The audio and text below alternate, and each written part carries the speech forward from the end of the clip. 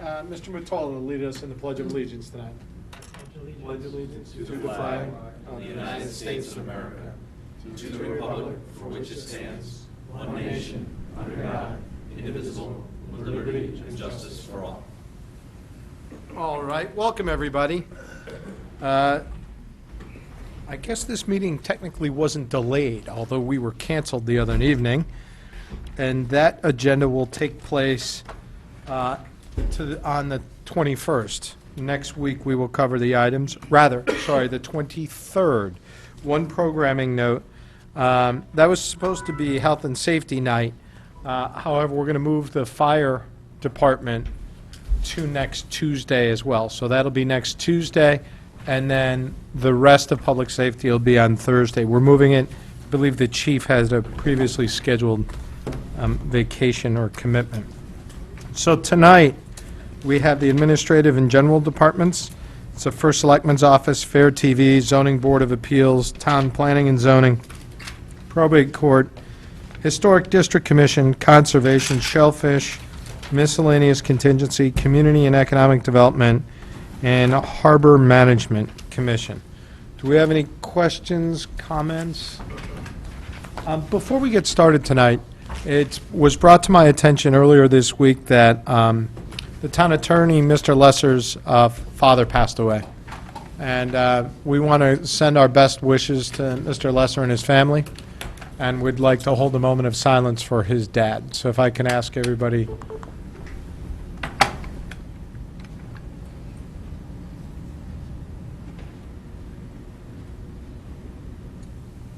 Thank you very much. Mr. Tetro, if you do speak to Mr. Lesser, please give him our condolences and our best wishes. Mr. Chair, I certainly will, and thank you very much. All right, so the first item up tonight is the First Selectman's Office. So Mr. Tetro is here and can walk us through this item. We'll turn it over to you, Mr. Tetro. And we are on page number 80. Oh, thank you. You know what I want to do? My apologies. I know we have Mr. Barnhart here who's under the weather, so if I might ask that we go to his budget first, 1350, page 126. We don't want him getting the rest of us sick. Thank you.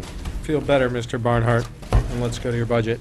Page 126, it's budget 1350. Thank you for the reminder, Mr. Mayor. Thank you for the accommodation. Sure, feel better. All right, the budget's going up 1/10 of a percentage point, Actually, down. although the numbers look exactly the same, so I'm a little confused. But, no, it's $200 it's going up, almost $48. So, can we talk about, first of all, fees and professional services are going down by $10,000. Can you tell us what's going on there? Yes, this past year, we provided some funds to prepare an economic development strategic plan, economic development plan, initiative that the commission has been working on.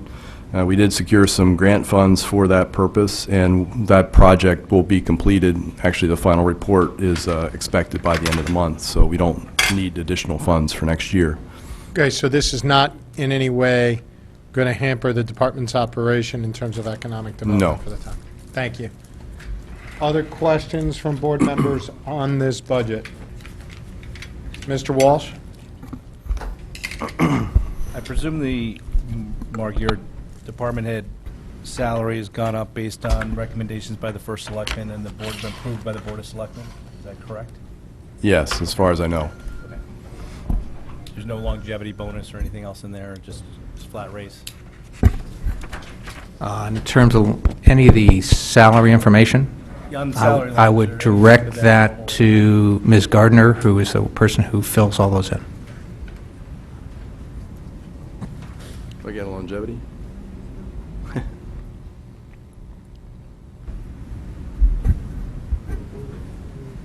Mrs. Gardner, you're working on the answer to that? Yeah, Okay. it's a 10-year longevity. Time flies. So it's part longevity and part raise. Yes. Correct. Oh, I'm sorry. Yeah. Mr. Barnhart received a 3% wage increase, and also in 18, he's anticipated to receive a 3% longevity for attaining 10 years of service. Congratulations. Okay. Any other questions, comments? Mr. Becker? Time flies. Yeah, so the travel and meetings line in your budget, obviously it's essentially just rolling over the same amount, but can you describe that and sort of, to me, I guess my thing, I don't like to usually advocate for things to be more, but it would seem that that would be a line that should be robust, and we should be sending you or the first selectman or some other staff out selling the town, to prospective people. So it doesn't seem like you can get a lot done with this. So you tell me what you are going to accomplish, maybe what you'd like to be, because it seems your budget as a whole is quite important to this town. It's mostly in-state. It's all in-state travel. I don't really go out of state for any conferences or meetings, or perhaps maybe into the city. There are some opportunities for my professional association to offset some of the cost of some conferences, which I'm looking into. They provide a scholarship as part of our membership benefits.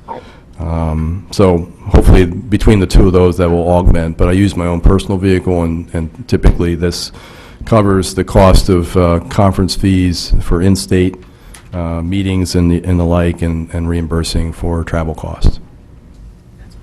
Okay, and so you go out to the conferences that you go to, they're like workshops to learn more, or are they going to be places where prospective companies may be, or is it a mix? Both. There typically are opportunities through several professional organizations I'm affiliated with to provide some networking opportunities, both with other professionals, economic development professionals, state officials, and business representatives. There are several programs that the UI or Eversource has done in the past where it's very difficult for communities to cover the cost of site selector visits, for example, or bringing in out-of-state companies. Typically, those leads come through the state. And UI has had a couple of programs where they bring in site selectors from out of state, where we have an opportunity to meet with them and talk about Connecticut and regions within the state and show them project sites that we might have in mind. So that does help augment our limited resources here. Okay, thank you. Mr. Bateson? Yes, thank you. I guess this might be to Bob or Linda. I just heard the explanation on the department head salary. The only thing that catches my eye in that, is there any, or maybe Mr. Chairman, is there any way, I'd like to see the longevity on the longevity line, just for a simple fact, in going forward, I don't want to mistake that as a base salary that in next year, the Board of Selectmen would add on to that, unless I'm misunderstanding what the longevity is. I thought that they were two separate pieces. We have salary and longevity bonus, or is this a step? No, similar to a step, this becomes part of the base salary. Okay, so it's not a longevity bonus, it's a step. No, it's not a what you're bonus. It's familiar not a with. one-time bonus. I heard longevity, isn't that what you heard? But in some of the other contracts, I think they get a certain dollar amount, and that's not the same as this, Okay, so this is now his base salary? yes. Okay, all right.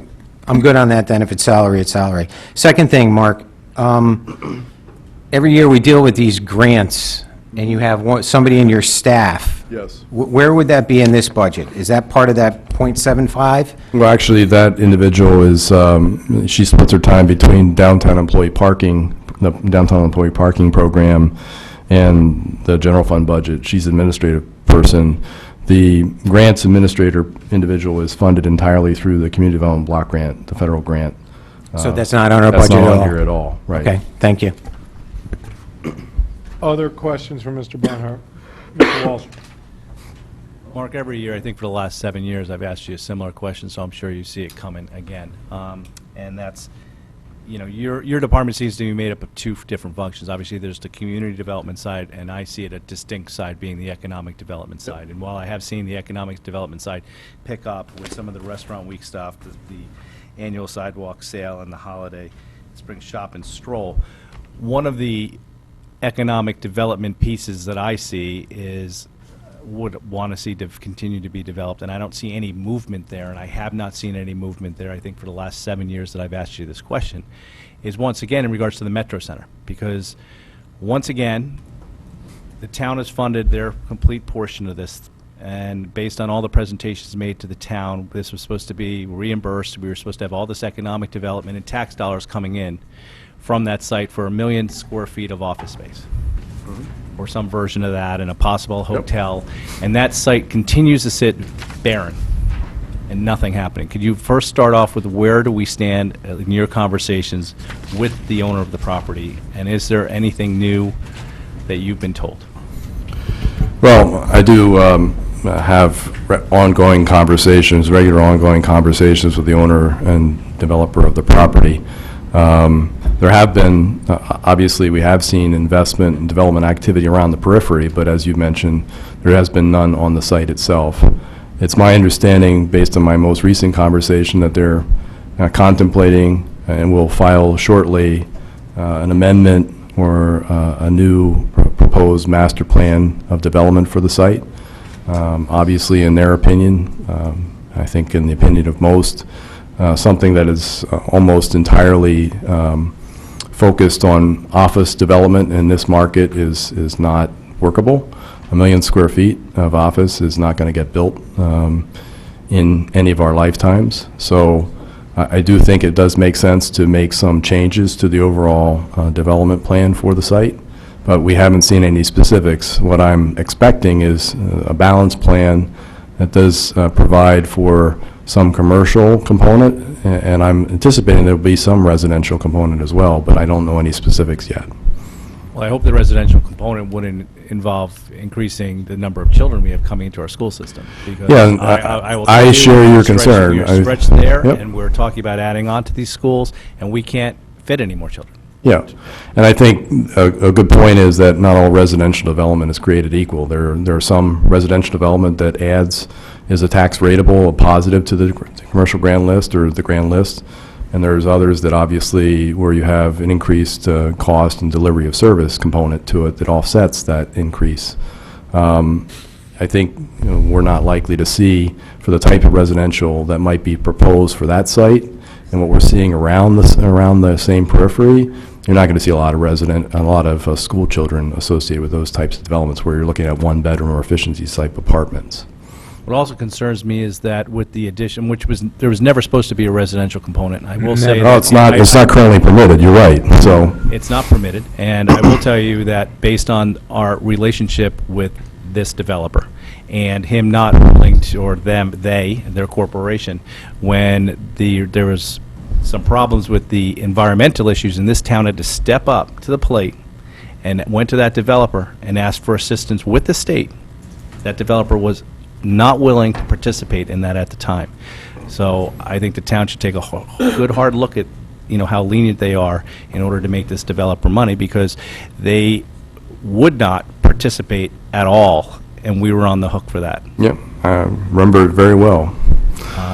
And my other concern is services, not just for children. Police, fire stations, substations, whatever we're going to need over there, and it being more of taxing our town services as opposed to what was originally planned. As opposed to, in our lifetime, not being able to see a million square feet, I wouldn't go that far.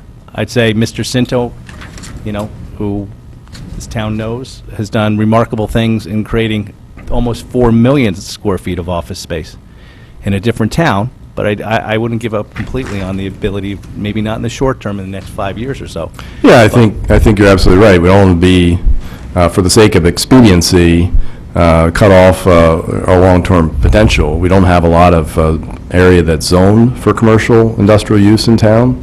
It's only 4.5% of our land mass is zoned for that type of purpose, so you're absolutely right. We don't want to be short-sighted in terms of where we might go and the potential for that site.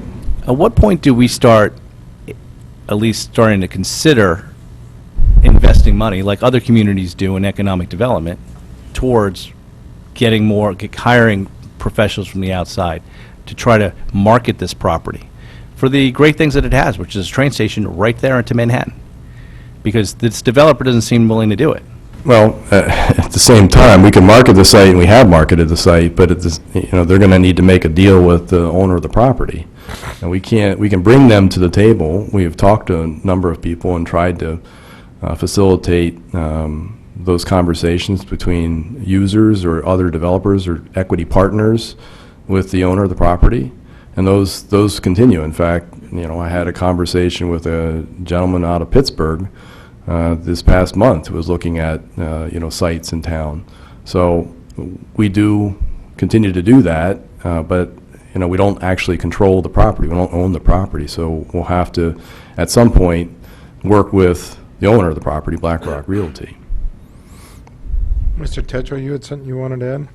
Well, I just wanted to point out that in terms of usage, as Mr. Barnhart pointed out, that both the zoning, there are two ties to the usage of that property. One is what the zoning condition and regulations allow. Second is what the agreement, the tripartite agreement going back that far, that was agreed on between BlackRock, the state, and the town.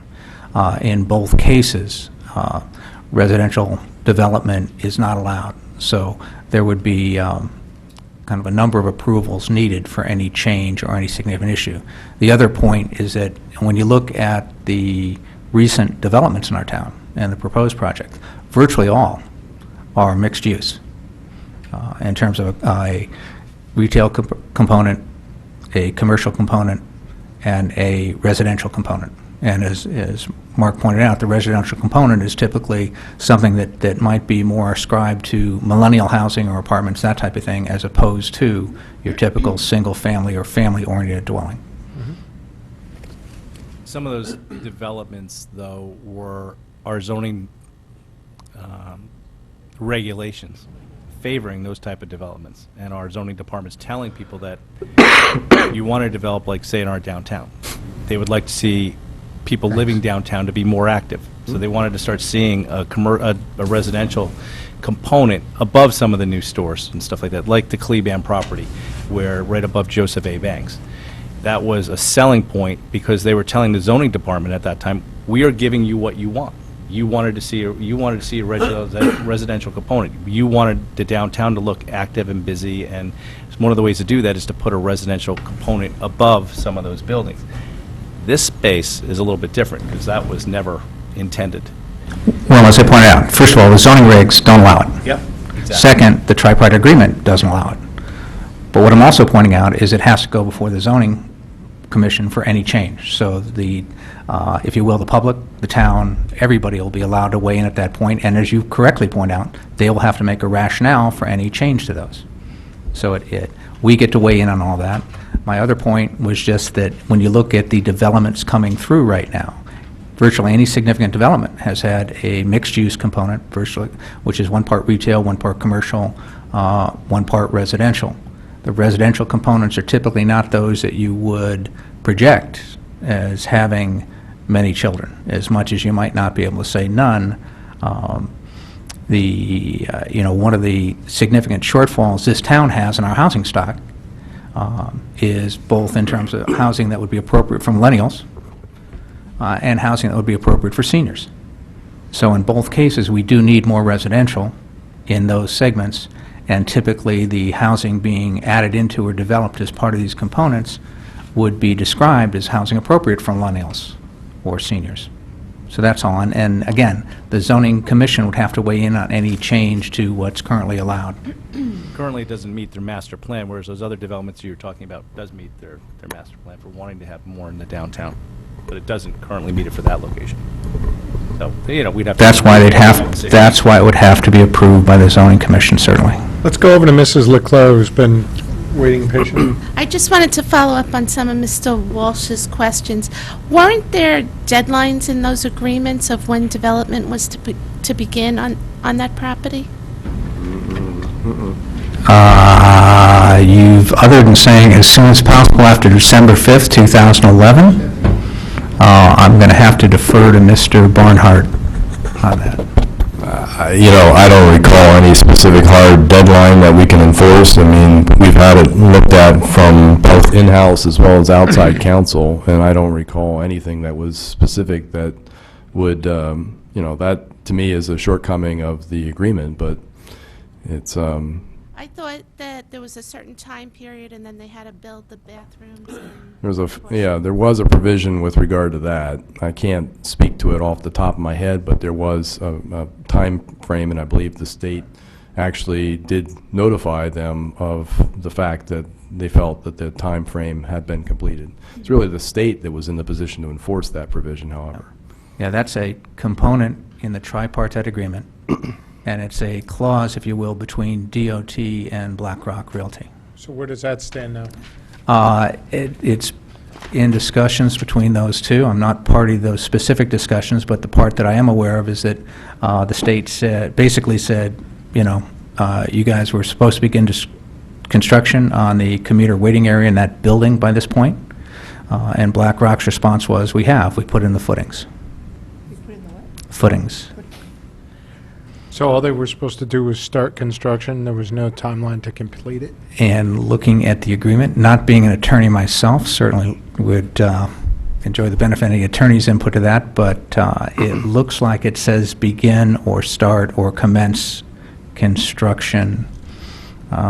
BlackRock's basically saying they have it from one perspective. The state may not agree with that, and the two parties are in process of discussing whether what has transpired so far meets that contingent agreement or not. Nice. Well done, state. Why am I surprised? I'm going to go to Mrs. Marmion. Hi, this isn't on the Metro Center, so David, if you had David, are you a on the different Metro Center? question, Yeah. or on the similar vein. So quickly, yeah, so two comments and then a question with that. So the builder, to some extent, what you're saying about the footings and all that, it sort of just reminds us of the ever-growing frustrations that have been going on for years and the complete lack of cooperation. And I think that's got to get taken into account, I think, as we move forward here, is that's who we're dealing with. And that's a real problem comparative to the other builder that Mr. Walsh mentioned, who, you know, a number of them are very cooperative in our town. On the other side, millennials, totally agree, got to kind of get that full spectrum. But remember, the millennials, while they probably don't think they're going to have kids one day, eventually they're all going to grow up and decide to have kids. And if they're in there, they may find themselves staying put, you know, as many people end up doing when they buy something thinking they're only going to be there a long time. And they may end up there with kids into the future. On the question front, the tripartite agreement, who is going to actually end up having to, on the town side, if that use component is altered, what bodies would actually have to do the approval? Like, would it come to us here? So we had a stake in all of that in the beginning from a financial commitment tied to sort of this agreement that existed, but we didn't, I don't believe this board didn't actually approve the agreement part. So now the agreement changes, yet we gave them the money. Are we going to have a say in that? Is the RTM, who's going to have a say in that? Okay, when you say, are we going to have a say in that, Well, you know. We as a board, or? I think that, Mr. Becker, that would depend entirely on what the changes are that go through that. At the moment, no changes are proposed. So if any come through, it would depend on what those changes are and what the nature of that change is to the agreement. But at this point, I haven't sat down and looked at that, and without any proposed change, I wouldn't know how to appropriately answer that question. Okay. Certainly, the Board of Selectmen would be involved in that. All right. Okay, I'm we'll going leave to it go at to that. Mrs. Marmion. Okay, again, this doesn't have to do with the Metro Center, so everybody's good? Okay. All right, so my question is a little broader in terms of, can you comment on the commercial vacancy rates in Fairfield now as opposed to, say, a year ago? And have we made any progress? What's the rate, et cetera? There are fluctuations from quarter to quarter, but if you look at what the vacancy rate has been over the last several years, it has stayed in the low teens generally across all classes of space, whether it's commercial, office, or retail. And, you know, sometimes it dips below that in the single digits, but oftentimes I think right now we're in the 11% range. That compares quite favorably to other parts of the county. It's in part due to the fact that we have a fairly, from an office standpoint, a fairly small office submarket compared to some, like Stanford or Norwalk, for example. But, vacancy rates in Stanford and the Central Business District are in the 20-25% range. And so that's, to your point, Mr. Walsh, as long as those are locationally, they're more advantageous from a locational standpoint because they're closer to the city. If those vacancy rates are still in the 20% plus range, and we're ending up trying to offer the office space at a comparable rate in terms of per square foot cost, it's going to be very difficult to define, there's always the possibility that somebody just has to be in Fairfield and they want that space. But even for large office users, which this project was designed for, people are making do with less in terms of a smaller footprint. That's part of the issue. So you're saying we're at 11%? we're in the low teens. I mean, I'd have to go back and look, but we're in 11, 12, 13%, somewhere in that range. Mrs. Marmion, can I follow up on that for a minute? Please. The one comment I have on that, though, is that it's kind of, it's almost like the unemployment statistic. When you start counting that people are dropping out of the labor force, it really doesn't matter. We're at 11%, but we lost GE. Well, So it's commercial I can real only count the space that is actually available for lease. I mean, I've had people say, well, your actual vacancy rate is 30% because you have these 1 million square feet of office space approved over Fairfield Metro. Well, it doesn't exist yet. So how can I count that as available office space? It's a fair point, but it also goes to the point where we're at 11% of what's been developed. There's been stuff that's... I think we're taken off the looking, I mean, rolls. I don't necessarily just base it on what I calculate the vacancy rate to be. I look at other realtors, and I think they use a comparable apples-to-apples comparison. So, as I said, I don't think it's necessarily, I'm not standing up here and taking credit for it. And I'm I'm not saying trying to pass... it's and by the way, partly I'm not trying to give blame. It's partly a reflection of the fact that we have a fairly small office submarket to begin with, and It it's in just got small smaller. blocks of space. And it just got It smaller. got smaller, yes. Right. It got smaller, and we haven't developed the area by Metro Center, not us, not you, it's not at you, but we have that spot that's sitting vacant. We have GE that we lost, so everything else is at 11%, but that doesn't take into account these two large parcels, one that's being off the rolls now, and one that's being underutilized. Correct. It also doesn't take into account the Exide property that will be developed soon. I'm good. I'm glad to hear that one. Good. Mrs. Marmion, thank you for letting me follow up. Sure, again, this is on a separate topic, so anybody who wants to comment on vacancy I rates. still want to comment on this. Yeah, go ahead. The reason I was asking my question earlier about whether we've thought about hiring somebody, I mean, there was a recent 60-minute story within the last 4 or 5 months about an area down in, like, Missouri. I'll get you the actual things so you can see it. It's actually a pretty interesting story about a county down there, county government, that hired a gentleman to do economic development because they felt none. They brought the guy in, and he was a real go-getter. They told him, the county commissioners, that they would consider it a success if he brought one movie theater in because the whole the economy was depressed down there. And this gentleman started trying to figure out what the advantages to that county was. There was a county airport he thought was a little underutilized. He thought their electricity rates might be a little more competitive. He started tracking companies specifically that might need to have like a factory or some type of office situation. And over the next, I think, 3 to 4 years, brought in like $2 million square feet of space. Because he was a go-getter. I mean, this guy was like, he was tracking these companies when they came in with their N numbers to see what other communities that they were going to. He would track that plane to figure out to know where else they were looking, so he could prepare a package to show how they were better in certain areas. And I guess that's what I'm kind of thinking of. At some point, do we get more involved in this process and hire somebody specifically to market, if the developer's not, specifically to market this spot, and to go out, not just to wait here and wait for the phone to ring, to see what people who are showing interest and things like that, which I understand. You have a lot of things to do. I mean, I know the community development stuff, your department, and you have you and somebody else in your department. That's it. But at some point, do we get a consultant or somebody in here to start saying, we're going to go on a national search to find somebody to give a competitive advantage of, whether it's a New York company that needs access to their location in New York but wants to outsource some of the space to, that'll be cheaper than Manhattan, something. And I guess that's, Well, that is part of what we did with the economic development plan, which is to do the targeted industry analysis to determine where we should best focus our efforts in terms of attracting industries that might find it hospitable in this particular part of the state. So, But I guess the question becomes, how do we fund that? How do we move forward with that? Do we have the resources? Do we have a plan in place to do that? How do we take advantage of it? I know you worked on a plan, and you're looking at different industries and stuff.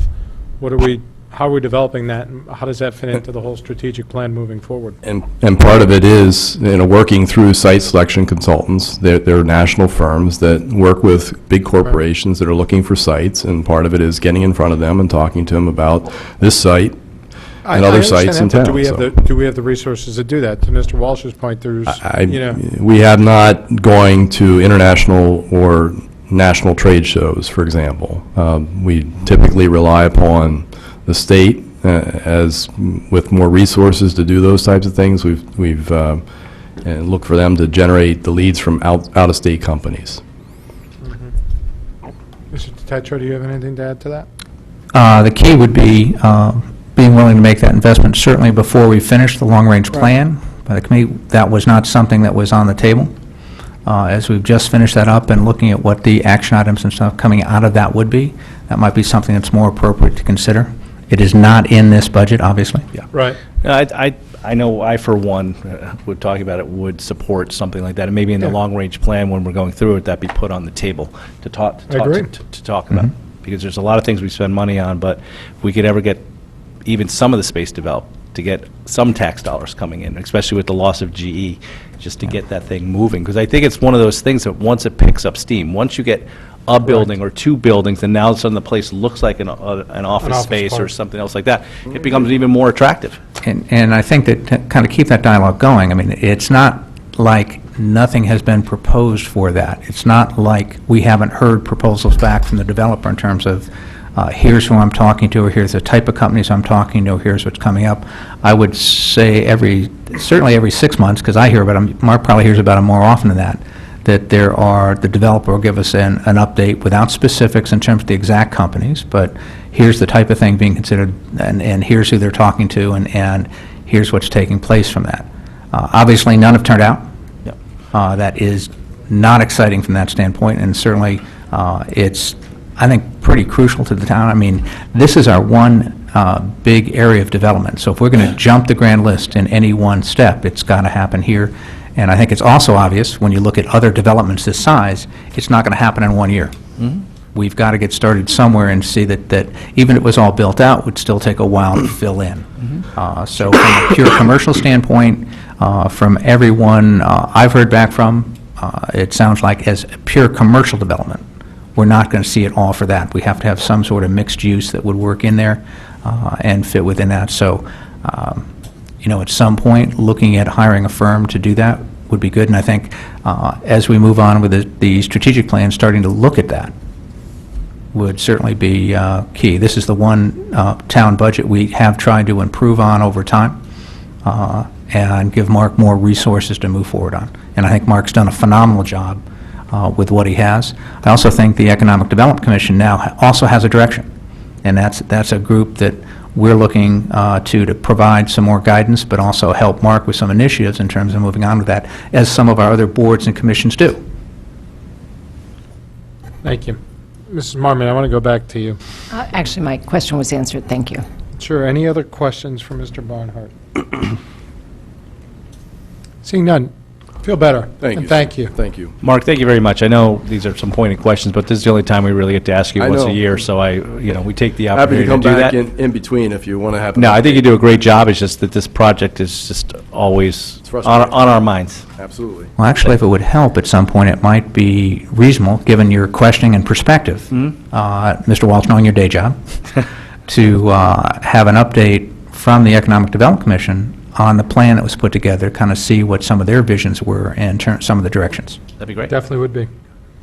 Thank you. Thanks. Thank you, Mr. Barnhart. Let's go over to Mr. Tetro, and we'll go to budget number 1010, which is page 79, 80, and 81.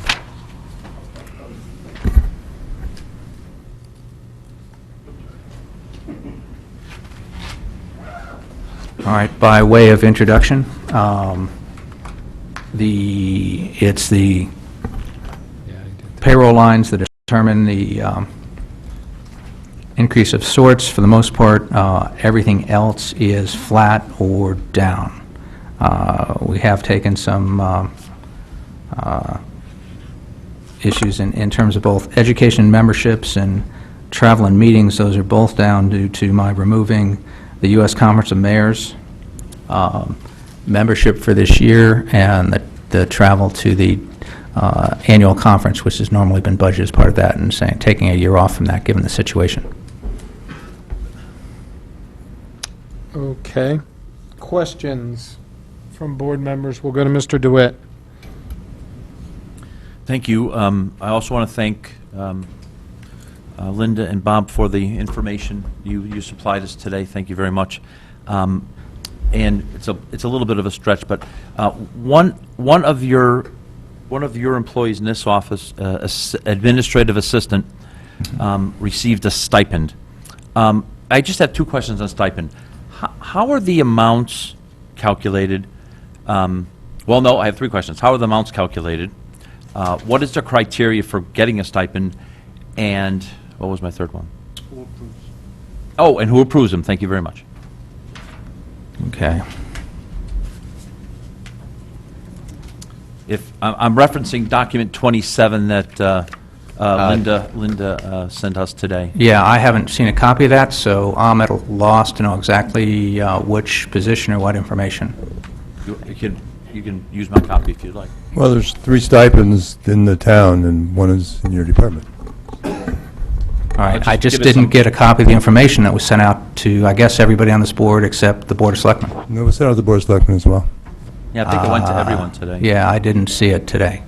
It's the I- administrative Yeah, select, can I- it's the administrative assistant, first selectman, $6,000 in annual stipend, starting August 2016 through present, and it says website manager, not part of admin assistant. All right, sorry, thank you. It's not so much the total, it's more of the process of stipend and who approves and. The process in that situation, it goes through Human Resources for them to evaluate, to make sure that that's something that's reasonable and appropriate and consistent with how we deal with in towns. In terms of the amount, that also goes through Human Resources. In terms of the overall approval, and especially in this case, that would come back to me. So is it accurate to say that that's a department head approval? Because there are 2 other stipends that are not in your department.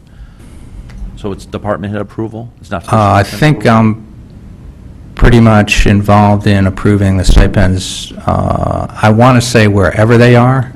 Chris, I'm just not, without talking to Human Resources and confirming that, but I think for a discussion purposes, I say pretty much wherever they are, sooner or later, I'm going to approve the stipend. Okay, thank you. Can I have a sheet? Yeah. Other questions? I have one, if there's, so we have the admin assistant going up from $59,000 to $72,000 in 1 year. Some of that, I guess, is stipend. What is the rest of that? That position, I believe, is tied in with a THEA contract, so we basically, it would go up, No, because it's 17, 17, 17. So this was all the same year. then I'd last have to year. go back to Ms. Gardner to ask for a breakout of that, but any Can you give us a increase in the position, That was the reclass. again, I don't have the sheet, guys, I just, Well, I mean, really, It's the one person Yep. at a reclass and a can stipend. somebody show me the numbers? I think the numbers that Tom's Yeah. referring to are in the budget book. Give us a couple minute, why don't we give Mr. Tetro a couple minute break so he can see what we saw this afternoon, and he can respond to it? Because that's the biggest have my change in this entire budget. Yeah. So why don't we take a Yeah, I 2-minute just don't have it. recess? So we can go from there. So I'll give you 2 minutes. The question was regarding the administrative assistant salary going in fiscal year 2017 from 59,000 to in 2018, 72,000. Now, I believe some of that is the aforementioned stipend we were talking about. Yeah. There are two, and thank you again for giving me time to review the Absolutely. material that was sent out this afternoon. And it was sent out, it was something that I did not get a chance to review this afternoon, so I apologize for that. Specifically, there are two components of this. One is the stipend, based on both that and a reclassification of the position. All right.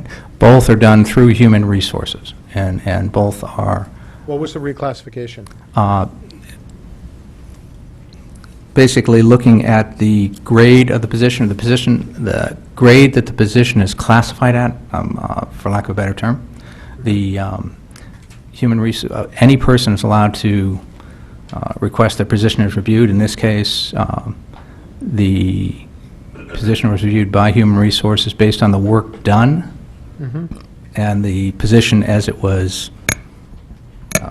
has changed over time, as some positions do. This is one where the work being done in that position is much more involved than the original grade of the position. And it was addressed in two components. One is by reclassification of the position to a comparable work level.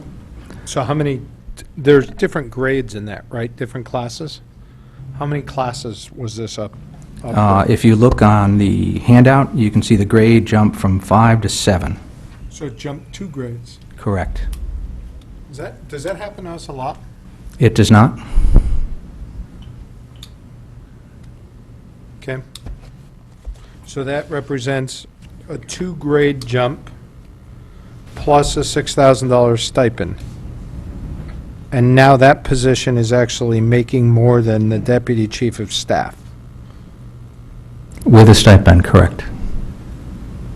Now, we had stipend work being done for us when our controller was functioning as our secretary.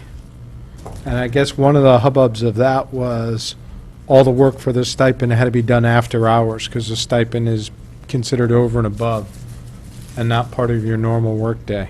Is that how all stipends are treated, and is that how this stipend? Oh, no. I think in your case, when you're talking about work as clerk of the Board of Finance, that was something that was being done after that.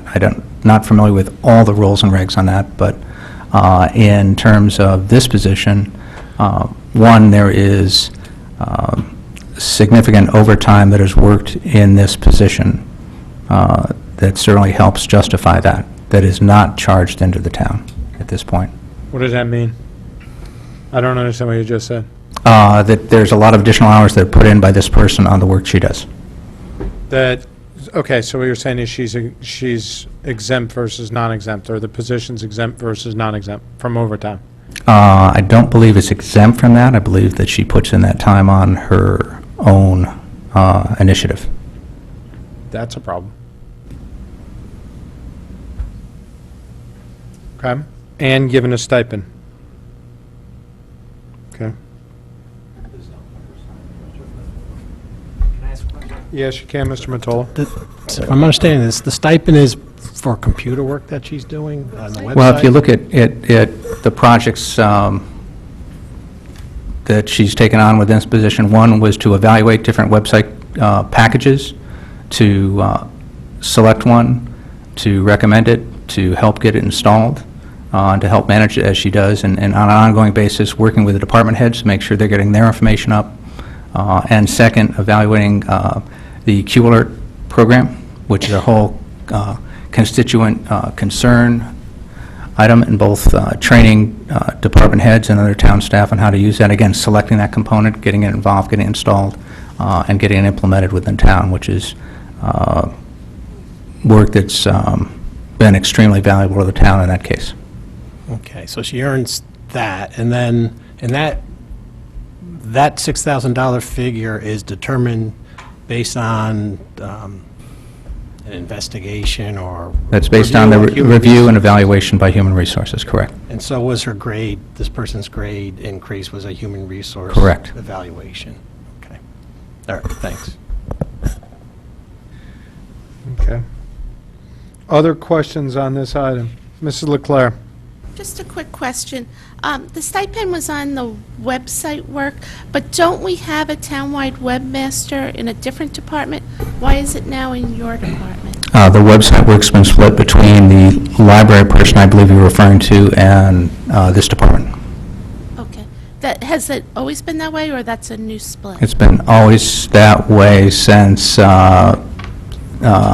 person joined our department. Prior to that, it wasn't able to be done because the skill set wasn't there. Okay. Mr. Bateson? Yeah, thank you. The $6,000 stipend, is that just for this year? Or is that going to be every year now going forward? That's ongoing at this point until the responsibilities change. Mr. Walsh? Mr. Chair, I thought when I asked you the definitions of a stipend versus someone getting an increase in their position, whatever, I don't know what you'd call it, to move to the next higher level, you stated that the difference was that if someone is doing a job for a while, we reclassify, I think it's a reclassification. If somebody's doing something for like a year for a project, we stipend them. But now you're saying that this is going to continue? Well, as long as the job responsibility is there, the project responsibility is there, certainly. And as, when you asked that question, I said that one of the keys is to have a start date or an end date or a milestone end date. Like when, let's take our IT director, when that position was vacancy, somebody stepped up, we didn't set an end date like September 30th. We set until an IT director, so until the milestone. In this case, as long as this type of work is being done, and she would earn the stipend, correct? This job was being performed by someone in the library beforehand? No. Oh, I thought it was. What Ms. Leclerc asked, Yeah. was it being done? And it's, for the last few years, it's been a joint responsibility between the library and Ms. Griffin. So when the new website was established, it was a project that they did together in Okay. bringing that on. And when we talk about the implementation of the website, when we talk about the training of the department heads and how to use the website, when we talk about filling out the website with all the content that we had, we talked about evaluating the Q Alert component, the constituent response component, that's been a joint effort. Okay, but the website was developed, that project's over except for updates, correct? There's ongoing work, because of the capability of the website, there's definitely ongoing work in terms of, it's a much more dynamic website now in terms of each department having their own page, being able to get out newsletters, updates, that type of thing. And that is an ongoing training effort with the department heads. As well as when we do different projects or components. Let's take the GE would be a good example, where we set up a separate website just for GE. So all the updates about that project are there. We set up a separate website for Penfield Building Committee. So there's all the items there. Each building committee now has the opportunity to have their own website and keep all that information current. We take advantage of that in a lot of different areas. It seems to me, though, that type of position should be somewhere in the IT department so that, you know, administrations come and administrations go. You know, elections change and, you know, we may hire somebody who's an administrative assistant to the selectmen that doesn't have those job functions. Now all of a sudden we've lost all that knowledge, whereas opposed to if we have somebody in, say, the IT department who's dealing with the town website and the servers and keeping things up to date, we'd have somebody at least in a position to do that.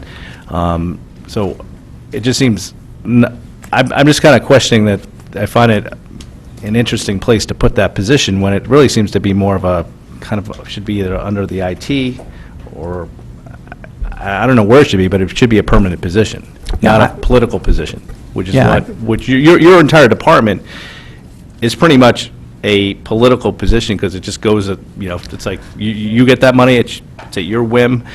the next Yeah. first selectman comes in, they have the right to replace everybody in there, and that's why everyone's a non-union, but they follow these Yeah. specific department. I mean, different union rules, but they all say non-union next to them. If I might, first of all, I would suggest that it's not political so much as it is at discretion of the first selectman. Yeah, whoever the first selectman is. Okay. Yeah. Thank you. Yeah. But it's not political. It's at the discretion of the first selectman, as much as the economic development person is part of that also, I would point out. Second, when you look at these, and from a long-term perspective, this would be a function I normally would expect to be in IT. However, the most cost-effective way to approach it was with using the skills that we had at the time, and this person brought in those skills. So at any point, you're right, the skill set might be moved over, which is why it's a stipend as opposed to a permanent type of situation. So at some point, this function could very readily be moved on back into the IT department, or into the IT department, since it wasn't really there. We didn't take this work away from anybody in IT.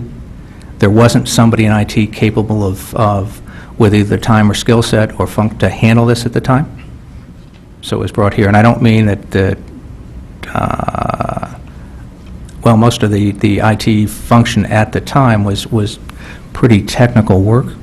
There was only really one user person involved, and that person was pretty tied up in that. So this was work that the IT department at the time was not willing to take on. So the most cost-effective way of getting that function, getting that up to speed, and getting the town the benefit of that skill to help with our productivity, our user interface, our improved service levels to the residents of our town, was to have it happen here. Unfortunately, we had somebody who could take that on.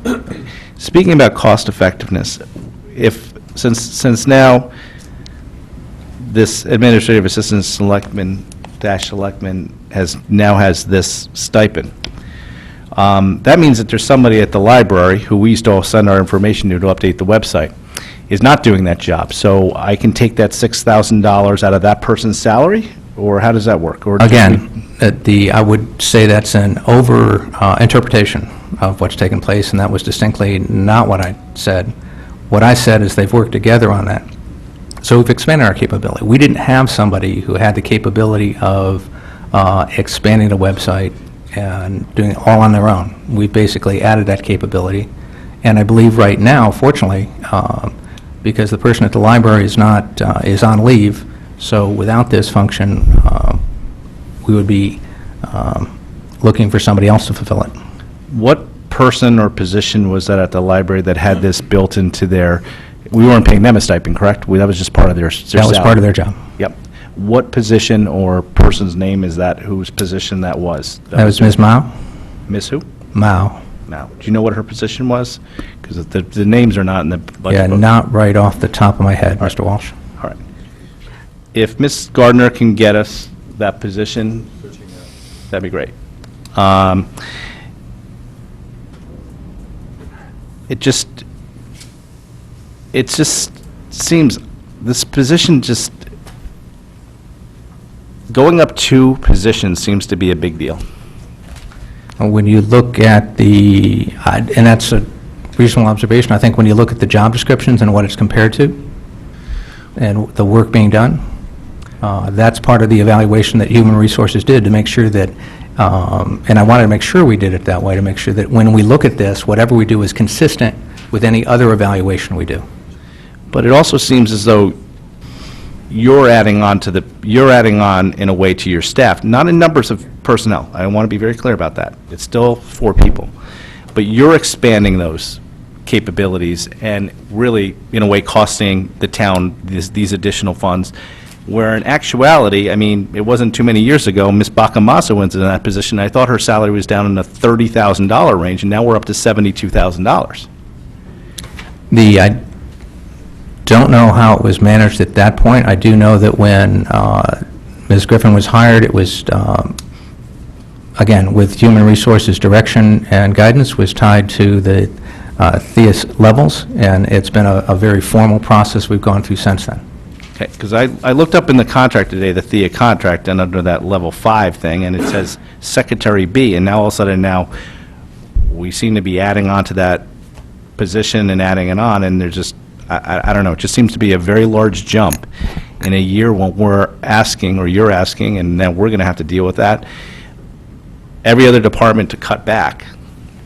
We're cutting $2 million from the children in the school system, and yet, in your department, we have somebody who's going up a pretty drastic amount. That's all. I just... Now, and when you look at where that's going up and what's accomplished, it's been with, I think, a dramatic increase in service levels to our residents. In 1 year? Over time. Again, it took a couple years for this to be evaluated. This was requested back in 15, I think, and did not happen. Who requests that? What's the The process? employee asked that we review the work being done compared to the job description and what was being asked of that person now. I guess the point being, put it in layman's terms, when you look at it, it sticks out like a sore thumb because it's a 22% earnings increase year over year.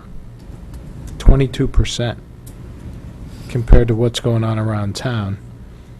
And sadly for you, if this, it's your administrative assistant. So that's a hard pill to swallow. It's a function of the work being done for in the position and in this point, some key service level components both for our department heads, for our billing heads. I mean, you look at what the productivity is improved and the service levels improved. But that would say she's like, and by the way, this isn't personal, and I haven't said the name once, and I don't want to because it's not Well, I about think Mr. Walsh was bringing up the names so that those all got on the table sooner or later, so. No, yes. I only use Ms. Bakamazzo's name. She's the last person I remember being in the position. I'm just saying it looks like that's a hell of a pill to swallow, 22% raise. Are you saying that there's no value in the position and the money Not that the at person's all. earning?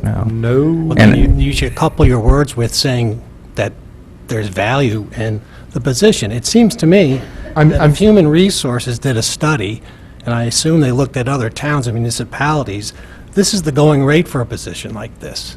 And we would want to pay somebody the going rate so we get value for that person's services and get the best person for the position. Why is that so hard to understand? Because it's more than you're paying your deputy chief of staff. And because it's You're gone not up taking into- time you're not out. taking into Time out. account the stipend Mr. Mottola, either. you said something, you asked me something, and I'm responding. Because it's now more than the deputy chief of staff. It's a 22% year-over-year increase. Right? Those are staggering numbers, given what we're confronting, and it just sticks out. I point it out because, not because I know whether it's right or wrong, but I point it out because it sticks out. When we're in an oversight position, we're looking after every dollar. I do not have the benefit of the human resources study. I have not seen that. I was not told that was going on. I don't know whether we need a $72,000 person or not in the first selectman's office. We haven't had that before in this position. That's the point. It's an observation. And when you're the CEO of the town, right, and it's your department, and everybody knows that that's going on, observations matter. I think you're phrasing more than an observation, with all due respect. I'm not. Sorry if it's coming across that way. Mr. Brown, you had a question. All these positions have job descriptions. To just, maybe not with the names, right, but there's job descriptions, and you put somebody into the position. Yeah, I can address a little bit about the reclass. But I just want to ask about the job descriptions. There Yeah. are job descriptions. Are we privy to the job descriptions? Certainly. Yeah. Okay, can we get copies of the job descriptions? Yeah. Maybe that'll help. Yeah. And You then, can- You can get a copy of the analysis, but okay. this particular job, I was involved a little bit. It was in December of 15 when the request was first made. And the job the person who was in the job prior was, I don't think worked like three-quarter time or something like that. And the job has evolved. It was categorized as a Secretary A. Secretary B. And then which is the THEA 5. THEA 6 is a Secretary B, and then THEA 7 is an administrative assistant. So it's not so much what other people are paying, it's the job description relative to the functions by the union classification amounts union classification description in the union contracts. So we're asking a lot more of the So, position. correct. So basically what was done, and I think there's there's a 4 or 5 page document that supports the evaluation that was made for the reclass. Can I ask a question on that? I just want to follow up on you, Mr. Brown, if I might. This is a non-union position, though, right? Correct, but the non-union people in the town are all kind of tied to them. But yes, Follow the you're union. absolutely correct. Okay. I just wanted to make sure I understood Yeah. that, because I was a little confused on that. Okay, go ahead. So, just to be clear on the request, job descriptions outside the first selectman Yeah. for the 3 positions and the study. We can get that. Correct. Okay. Then I have a question, if we're ready to move on, about the chief of staff. We'll get that job description, but what exactly, if you briefly, can you tell us what are the goals and objectives currently in the job description of the chief of staff? I think there are 2 primary components. First of all, there's a host of duties that fall under the chief of staff's framework, and certainly different things that we asked him to do. But if I had to pick 2 main components, one is meeting with residents and working with neighborhood groups and various, and has done a very good job of that over time. Everything from traffic control issues to whenever there's a neighborhood group that has an issue, he has gone out to work with them, or individual residents that have a problem. And certainly dealing with the town, where I go, who do I talk to help them get through the town process, to make sure they get their need met, resolved, or at least understood. And then second is working with department heads on their goals, objectives, and things like prepping for the budget, that type of thing. Okay, all right. So, that's all in his current job description, plus everything else. How soon do you think we can get that? Should be able to Yeah, tomorrow. you can get what's on file tomorrow. Okay, all right, thank you. Jim, when you're asking for those jobs, you're asking for the job description as they existed at the end of business today, correct? Not any new one that might come up, just what exists currently in the town records No, today. currently. Plus the study that was done. Correct? Right. Okay. I just want everybody to be clear. So it's as they exist today. Right. I mean, you think it'll help if we got the ones previous to these positions? Well, I was going to make that request while we're on that. I'd like to see what the job description was prior Right, okay, to this person getting the position. okay. Did you have that, Mr. Mayor? We want to, basically, we want to understand this, because as I said earlier, the optics are just there, they are what they are. I think it'd be beneficial to understand the process and understand why it is what it is. Yeah, just as long as you've asked, I'm going to just mirror back what I think has been requested. We want the job descriptions for the 3 stipend Ps plus the chief of staff. You want the supporting documentation for the reclasses for the 3 people on the reclass list, and you want the supporting documentation for the stipends. It'd be great to know what the job description was before and what it is now, and why that changed, and why the jobs were reclassed. Yeah, It's the study, right? Yeah, I mean, I will obviously, submit what we have. I don't know if they retain, when job descriptions are changed, I don't know if we have the old ones or not. Should have. But thank you. Yeah, I don't know. Mr. DeWitt, did you have a question? It's more of a process question because of something Mr. Walsh said. So, the 3 employees in this department, other than the first selectman, it says NONU, which is non-union, but I think Mr. Walsh said, but they follow the THEA or department head, correct? They follow that, but we are not obligated to give them that same increase. Is that correct? Correct. So it's your determination as a department head whether the administrative assistant, forget the administrative assistant because she didn't get a bump that way. The chief of staff and the deputy chief of staff get a raise based on the union contract they follow, Well, the deputy chief of staff right? and the chief of staff follow the department heads, which is not a union. Okay. So they've received a 2% increase this year. And those would be, in both cases, recommended by the first selectman, by myself. So we're not- And voted on by the Board of Selectmen. And voted on by the Board of Selectmen? Okay. In the case of the chief of staff, correct. Okay, but not, okay. But again, we have no obligation to do that. You're under your control. Correct. Thank you. Any other questions? Mrs. Marmion?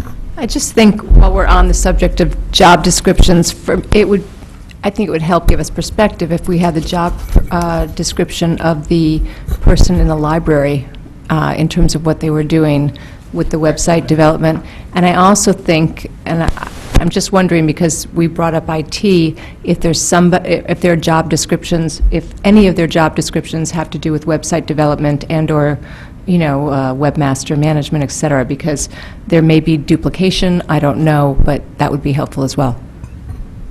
Great idea. Excellent. Thank you, Mrs. Marmion. Any other questions, comments? Mr. Becker? So just to Mr. Flynn's point about, excuse me, Mr. Flynn's point about the percentages, if you go to page 64 in the budget book, you'll see all the departments and all their budget percentages. It is striking, in this particular year, there are only a handful of budgets by department that are actually even going up. Most are going down, some of them are going down by double digits, and a few are going up, and this is one of them. So I think there is an optics component to it, and I think it's very clear in there, and worrisome to some extent. So these additional amounts, or this really this specific one, this has already been granted to them, or are you coming to us asking for the funds to fund this in this new year? No, this has already been granted. So you're essentially saying you guys are stuck with what's there at this point? I mean, this has been given to them, this is the new amount, you're actually in the current budget paying them the higher amount than what was previously listed as well now, because as of now, they're getting paid In this. terms of the numbers here, I'd again defer to Ms. Gardner in terms of, that's where the payroll numbers are done. In terms of the stipend, I believe that was granted last August. That's what the sheet says. Okay. Thank you, Okay. Mr. Becker. Thank you. Any other questions? Mrs. Marmion, So please. just to add, is there a description of the stipend of whatever the job completed is for that stipend amount that we could see as well? Because that would be helpful. That's what I put on my list, Okay, is thanks. one of the things that was, whatever's Thank you. available. Somebody you'll asked get. for it. Thank Yeah. you. Cool.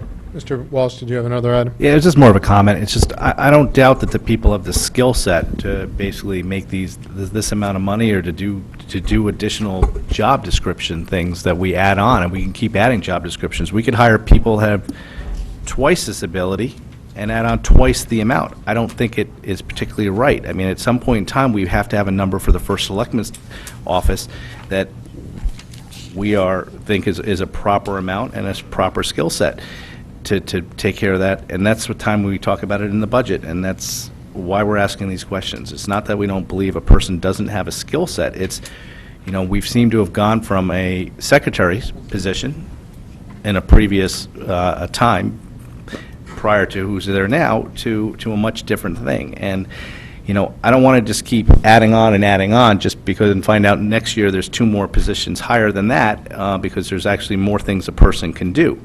I think there should be some, consistency in what budgets are and what people are making. And that's really why I'm asking a bunch of these questions. Thanks. Thank you, Mr. Walsh. Anybody else? Thank you. We'll consider this budget done for now. I should stop and pause and ask if there's any public comment. You want one more? Okay, we'll go back to the board. One more. I think I know the answer. Mr. Chetro, I think the answer is that on the education and memberships, the entire amount, I believe, is for CCM. Is that correct? Or it's basically our fee to be part of CCM? Correct. Okay, so that's what the whole thing is for, after you deducted that mayor's conference that you took out, correct? There are 2 components, the U.S. Conference of Mayors membership, as well as the conference itself. Yeah.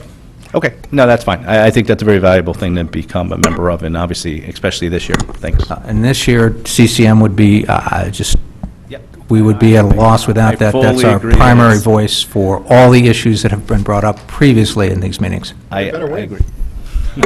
And can I get one more? Just where I get to say we didn't hire losers? All right. Exactly. All right, Hey, we'll go Tom, to, Just on the Really? conference, sorry.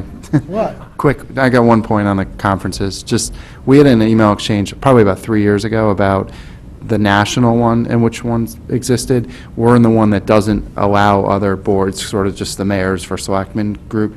I would think just next year, if you decide to, become a member again of one of those organizations, to maybe look to see, how much the cost is and what the benefit is of perhaps the one that then extends down to other electeds as well. So that would just be a point more for when you look for next year, instead of necessarily just going back to U.S. conference, So, that's it. Pause for a 3-year-old email. All right. No, only teasing. We're going to go to budget number 1040, which is Fair TV. Starts on page 86, 87, and goes through 88. Mr. Jameson, welcome. Thank you for being here. Good evening. Thanks for having me. All right, do you have any comments on your budget this year before? we Yeah, get started? I'll try to be brief, but I did want to make a few comments because Fair TV really only, I think, gets to address the public probably once a year through these hearings, and this will likely be the last time that I stand before you as a member of the Fair TV Commission, and I thought it was a good opportunity to reflect a little bit on what we've accomplished over the course of 18 months, not quite 2 years. Fair TV, thanks in large part to many of you around the table, has done quite well. The town was very kind last year in giving us a little bit of additional investment. Our case at that time was to help give us a little cushion to get our feet under us, to make Fair TV a more sustainable organization looking into the future. I'm very pleased to say a year later, Fair TV's finances have never been stronger, partly due to the town, also because we've been very smart and strategic on how we've approached our grant.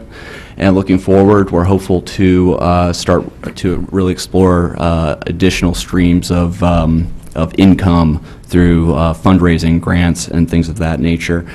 The other things that I would like to point out is we've made quite a bit of progress, I think, in terms of upgrading our services.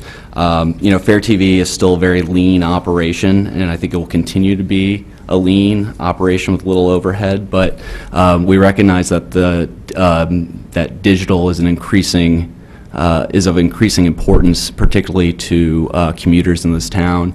We've worked to consolidate what was basically 3 digital properties, 3 independent websites into one website, working actually with the First Selectman's office to actually have everything on fairfieldct.org/fairtv. Now you can get your live streams as well as being able to do on demand all on that site now today.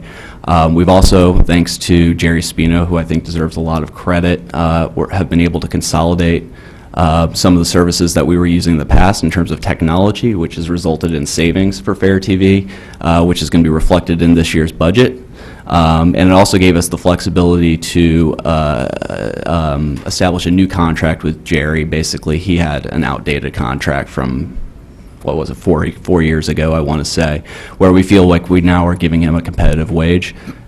As well as I think we've clarified his role. When I joined this commission, there was a lot of questions about, is he an employee, is he a contractor? We've clarified that he's going to be a contractor providing a service to the Fair TV Commission, and I think we feel like we've made a lot of progress in terms of that particular relationship. And finally, I just want to say, I think just because this will probably be the last time I address this body, I think it's important as we look into the future of Fair TV that we be mindful of the fact that the laws that sort of govern public broadcasting were written 3 decades ago. A lot has changed in that time. The internet was not something that I think was truly appreciated to be what it is today, and the reality is we're seeing people cutting cable cords left and right. And eventually that is going to catch up to Fair TV. That's one of the reasons why we started to diversify the way that we're approaching our funding, but I think this is also going to require changes in the ways that we look at Fair TV, and that's going to start with the ordinance. The Commission's currently looking at the ordinance today to see how we can develop a structure that will provide us with a sustainable, independent, autonomous organization into the future. And I think we're working through that process, and we'll, of course, take it through the appropriate public channels. But I think it's going to be important that we be thoughtful and creative so that Fair TV can be sustainable in the long term. So I'll just end by saying thank you. I want to thank the first selectman. Actually, and Ms. Marmee, you were on the board as well when I was originally appointed. It's been truly a pleasure to be part of this commission. I feel like we've made a lot of progress, and the town has been incredibly supportive, and I think we've come a long way in a short period of time. So with that, I'll just say I'm very proud that we were able to be proactive. We asked for a decrease of 5% this year, which we think is appropriate based off of the financial situation as it relates to the town, and we think that we can do it with minimal impact to the services that Fair TV provides. Thank you, Mr. James, and thank you for your service. Questions, comments? Mrs. Marmion. Hi, thank you. So I just want to follow up on something you said. So you're looking at the town ordinance from 2015. Are you working with people on the RTM on that ordinance, or are you just kind of as a commission going through some recommendations and then you're going to bring it to the RTM, or what's your process on that? Thanks for that question. I appreciate that this is a really, I think, critical question decision. We've certainly alerted some members of the RTM that we are looking to do this, but right now we've kept it as something that Fair TV is really looking at. We want to have the opportunity, and we're taking our time and doing this very deliberately, and we're looking at towns across the state as well as outside of the state in terms of how public broadcast like this is governed. And so we would like to come up with a recommendation that then we will work with the RTM to put forward, but it will be a decision that's put forward with the RTM, Board of Selectmen, the appropriate bodies. So just as a follow-up, I'm just curious you don't have to be specific, but generally, what are your kind of areas of exploration that you want to look at in terms of potential changes? Sure. So I think there's a few different things. Are you more curious from a budgetary perspective or a structural perspective? You can comment on both. Okay, sure. So I think first and foremost, we found that the original ordinance is there's probably areas for clarification in terms of what should and should not be covered. I think while generally we've gotten favorable feedback in terms of what Fair TV does cover, occasionally there are things that are questioned in terms of whether or not it's political content. The response to the state of the town is an example of that. The debates that the League of Women Voters put on is an example of that.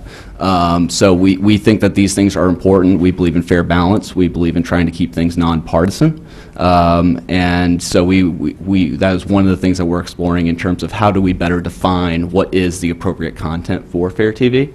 Another thing that I think we will be exploring as well is how do we better, how can we better generate secondary content for Fair TV? I should have mentioned in the beginning too, and I'm sorry for not doing this, is one of the things that we've really tried to figure out is how can we use the resources that Fair TV has to add greater value to the town. So one example of that is Pequot Library has a ton of content, a ton of programming, arts, music, things of that nature. We are looking to see if we can use grant money potentially to do some upgrades at Pequot, lighting, sound, for example, that will help offer better programming. And something that we will be able to capture. I think there are some questions as it relates to what is appropriate secondary content. We also believe that because the laws that were done in the 80s didn't necessarily reflect what we can do from a digital perspective, that we may be able to actually provide a different type of service that would be digital only. As opposed to focusing on just Fair TV government, Fair TV education. And then finally, I think trying to establish a foundation that would be, let's say like Friends of the Library, for example, that would help be a semi-autonomous organization that would help provide additional financial support for Fair TV. But those are the details that we're still trying to work through in terms of how that would be structured. So I'm not in a position necessarily to give you more detail on that at this time. Any other questions? Mr. Becker? Then I'll go over to Mr. Bateson. So you guys, and speaking of the library, you came up with a partnership with the library this year related to Correct. some of the ability to kind of go in there and view the content there versus maybe at home, on those lines. So I'm wondering, one, if you could speak to that, and then also, though it looked like there's still online a drop-off on how, like, some of the older content, I was wondering if you were looking into low-cost ways to sort of look back 4 years. I mean, I've seen some towns use even YouTube and places like that they go up to the server farms. It doesn't cost them a lot. So I wonder if you could speak to Yeah, that. no, thanks for that question. So this has been something that we consider an improvement this year. Basically, Fair TV had a ton of content in archives, but our server space dried up. And I think, I don't have the number off the top of my head, but I think we were roughly having about 2 years' worth of content that we were able to maintain on the server. So we had, a few years that basically were not necessarily accessible to the public anymore. So the commission felt very strongly that core to the mission of Fair TV is transparency, and we look to the library to be a partner in providing Fair TV archives as a resource to the town, so they could be used for whether it's research or it almost becomes a history of the town, if you will, in many ways. So we purchased the server, and the library was kind enough to accommodate us. We have has some discussions with the library, though we haven't moved much forward else to see if we can strengthen the partnership in terms of content. I think as it relates to your question about the larger, having the archives more accessible digitally, I think is what you're getting at. This is actually something that we discussed in our commission meeting last night, and I think we're still trying to find the appropriate solution. You're right in the sense that YouTube could be an option. There's other sources that could be options.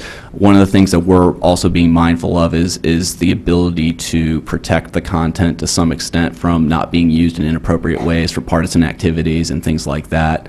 We did have an issue, this was probably a year and a half ago now, where there was some Fair TV content that was felt to be used inappropriately. We got the parties to work together to resolve that problem, but partly we're trying to figure out how we can operate in a way that allows us to maintain some degree of protection of the content, but also continue to make it transparent and available. And right now, the library seems to be the best solution, but I think we're hopeful that we can come up with a greater solution in the future, whether it's as technology improves or we find an additional means.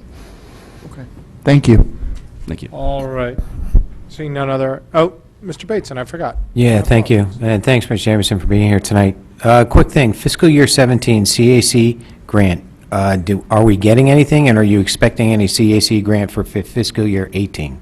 We certainly hope so. So our grant process, we actually are in the process of drafting the application now. We will not know until roughly September in terms of the amount that we receive. And that's for 17? So their calendar year works a little differently, but it's basically for the same fiscal year that we're talking about, which would be for the town fiscal year 18. They would consider it 17, but Okay, what did we get last year for CAC? Roughly $24,000-$25,000. And we're hoping for similar amounts this year in 18. I would love. So we budget $20,000 as our base case. We exceeded our base case last year, and we're certainly going to make the case that we should get 25 to 30, but for planning purposes, we think 20. And when you, in your introduction, you alluded to the ever-changing cable industry. If that changes, do you see this grant disappearing? This is a very interesting question, and candidly, I think only time will tell. So through statute, CAC2 is required to receive $100,000. Now, if that $100,000 is no longer available, I don't know what happens. Okay. We would need, if that money disappeared, would this budget go up to $75,000? This is why I think it's important that we find a third stream of income, because a commitment that we made a year ago was that we would strive to diversify our sources of income for this very reason. And that was one of the reasons why the town was kind enough to give us some additional funding last year, with the intent of us getting into a place that we should not have to, barring, let me caveat this in saying, if the town wanted us to increase our services substantially and cover more meetings, that might be a different discussion. But if we're talking about a continuing service level like it is today, I don't see it escalating, barring some catastrophic circumstance. Right, I'm good, thank you. Anybody else? Seeing none, I just want to thank you. First of all, thank you personally for your service. I also want to thank, on behalf of our boards, Fair TV in general. With kind of the cutbacks in all manner of the press, local government doesn't get the coverage that it used to get, even when I first started a number of years ago. And even till this day, when you go around the grocery store or whatever, I think all of us get approached by somebody once in a while who's seen our meetings, good or bad, on Fair TV.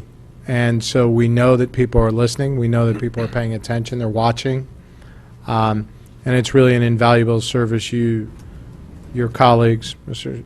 Jerry, provide the town. If you could make me look a little thinner, that'd be all the better. We've been Special upgrading our lens. cameras, Tom, but you may need to give us a little help on that, too. Exactly, yeah. I might have to work on it myself. But otherwise, in all sincerity, thank you very much for everything that you all do for the community, because it is well worth it. Well, thank you. It's our pleasure, and I really appreciate the time. All right.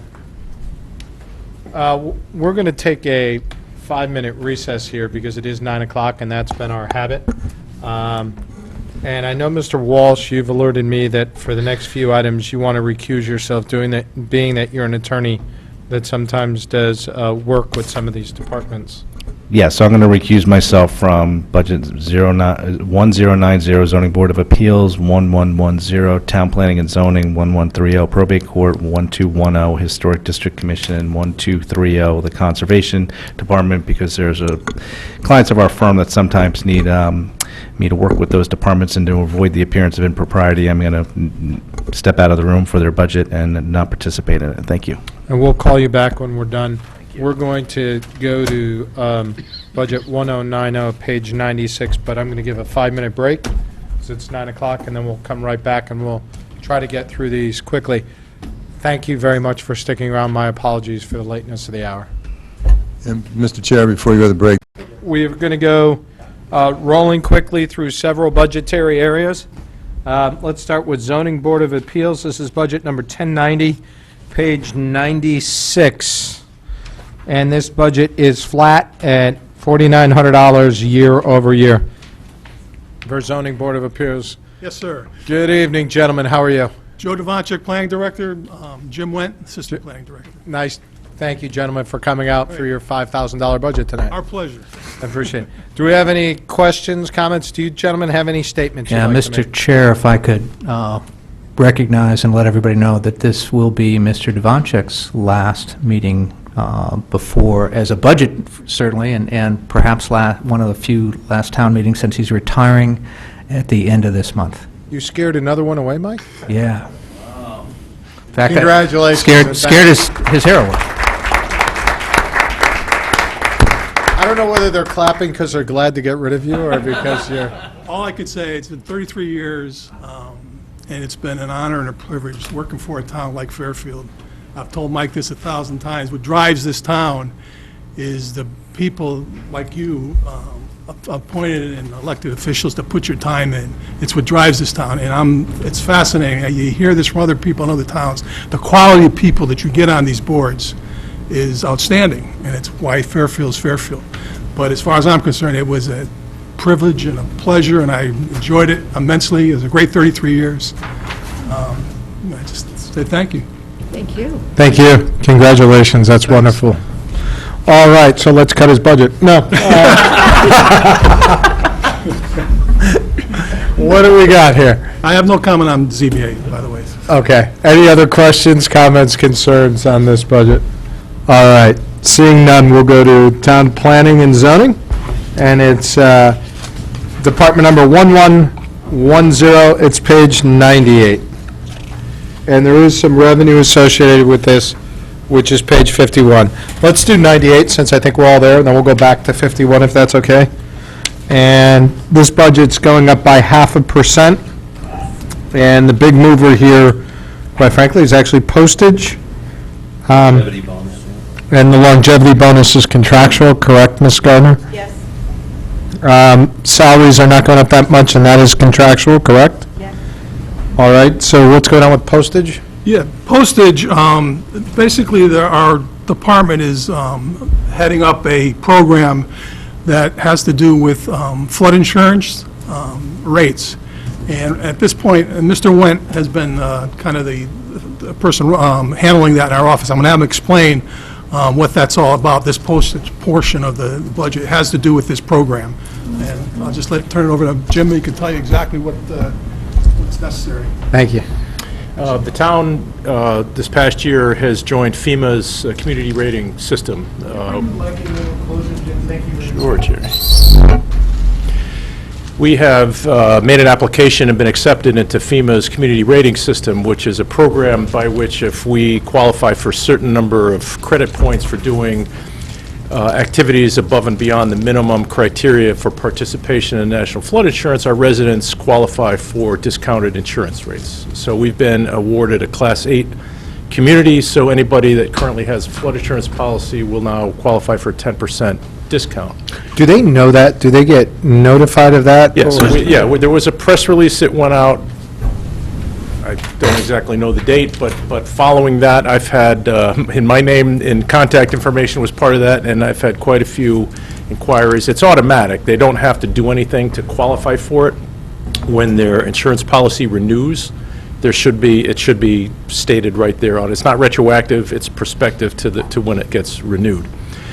One of the requirements for eligibility is there's a couple of outreach pieces that need to be done. So the bottom line on the postage is we had to do a fairly substantial mailing that's required annually. There are 2 letters that go out, one to a group of lenders and real estate people to kind of advertise what we can provide for them in terms of map determinations. It's a common inquiry from real estate agents in particular, does this a piece of property in a flood zone or not?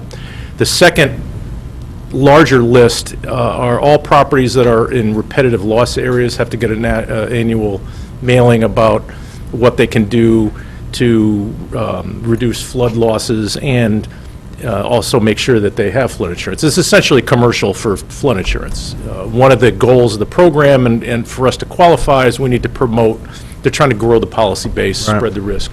That's one of the goals of the program. So it ended up being about a $1,500 endeavor to do the mailing. We did it this year, and Mike asked us to add it to the budget as an ongoing, since it's going to be an annual mailing as part of this program, a $1,500 increase for And that this program. results in anybody who has to buy flood insurance in town getting a 10% discount. That's part of this whole program. That's correct, and that represents approximately $400,000 savings to those folks over the course of the year. Do we have any other questions on this budget? Mr. Becker?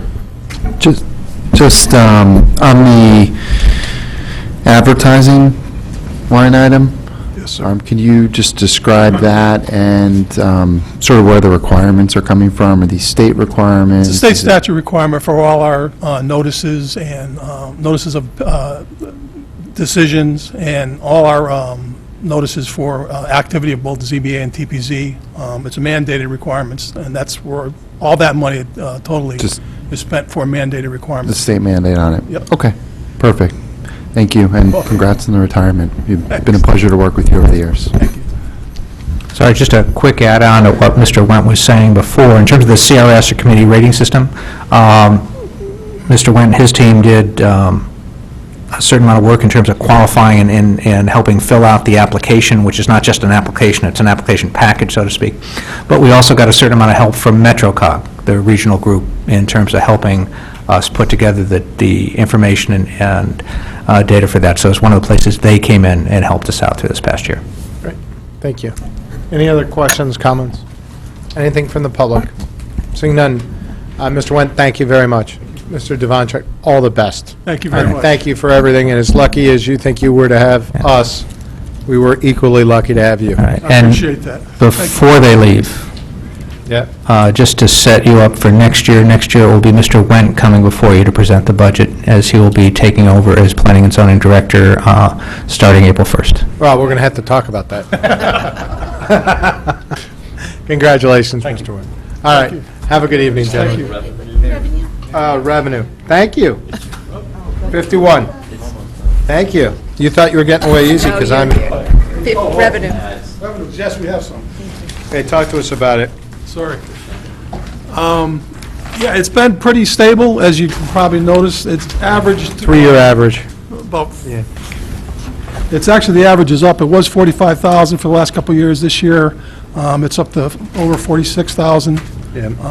The bulk of that, as you can see, are zoning compliances.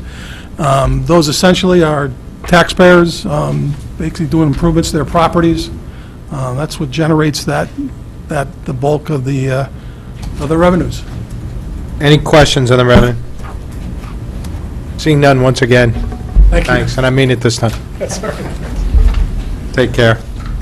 All right, we're going to go to budget number 1130, the probate court, page 100 and to 101. Yeah, Mr. Chair, Yes. this is a point of information. The questions regarding advertising, that was included in the packages that went out today as a 2-page document. It was document item number 10.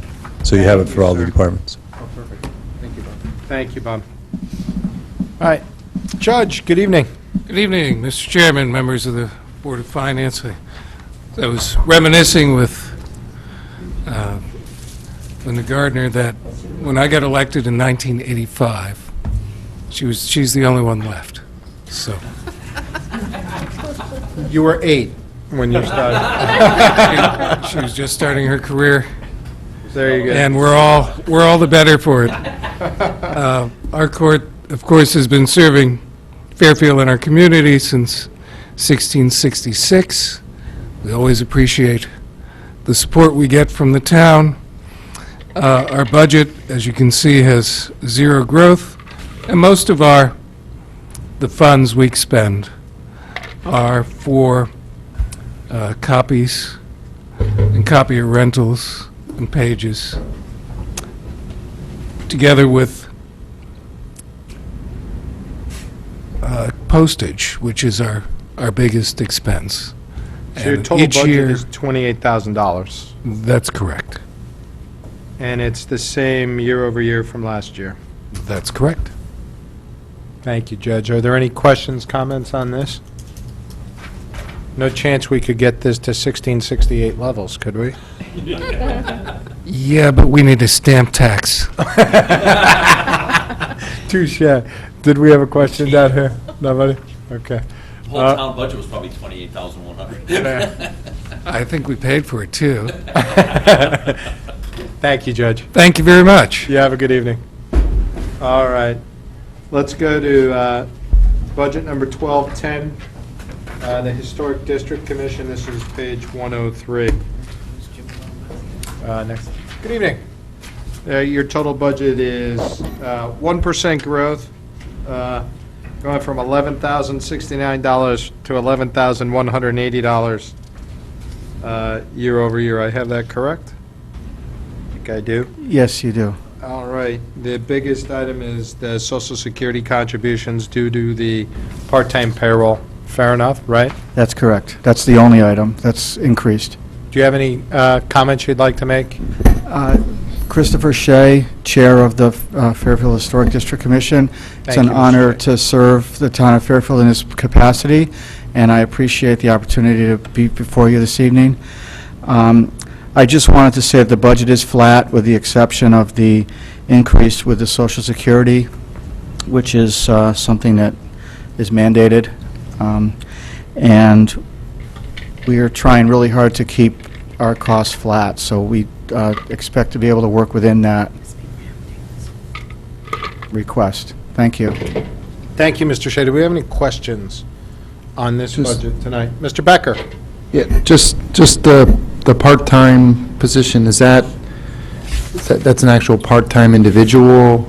It Or is, that- yes. Okay. There, I just, working with Human Resources, have let go the person that was presently serving in that capacity for the last chairperson, found that person to be ineffective and have working forward to find a replacement. I don't think we need to get into an evaluation of So any we're, it is a Mainly it's a part-time employee. Yeah, thank you for the background, but it's just one, not a current town employee adding on. It's Correct. Perfect. Thank you. Any other questions, comments, concerns? Seeing none, the public have anything? Mr. Shea, thank you very much. You're welcome. Thank you. All right, we'll go to Department 1230, Conservation, 1230, and that would be on page 107, and there is revenue on this on page 43. Let's go to revenue first, so I do not forget it. It goes from page 43 to page 44 for a total of $238,000. And most of it is listed as the department estimate. You want to step us through it? Yeah, so we did submit for this year a little lower than the three-year average because we have started to see toward in the second quarter of this year, permit applications have been slowing down. We basically attributed that to the unknown with the presidential election. Things kind of waned a little bit in late October, and it's starting to pick up now. Generally, we'll see a spike in permits starting in March and April, and through June is generally our busiest month of the year. So, we were looking at the revenue numbers at the second quarter and last year. So we, as of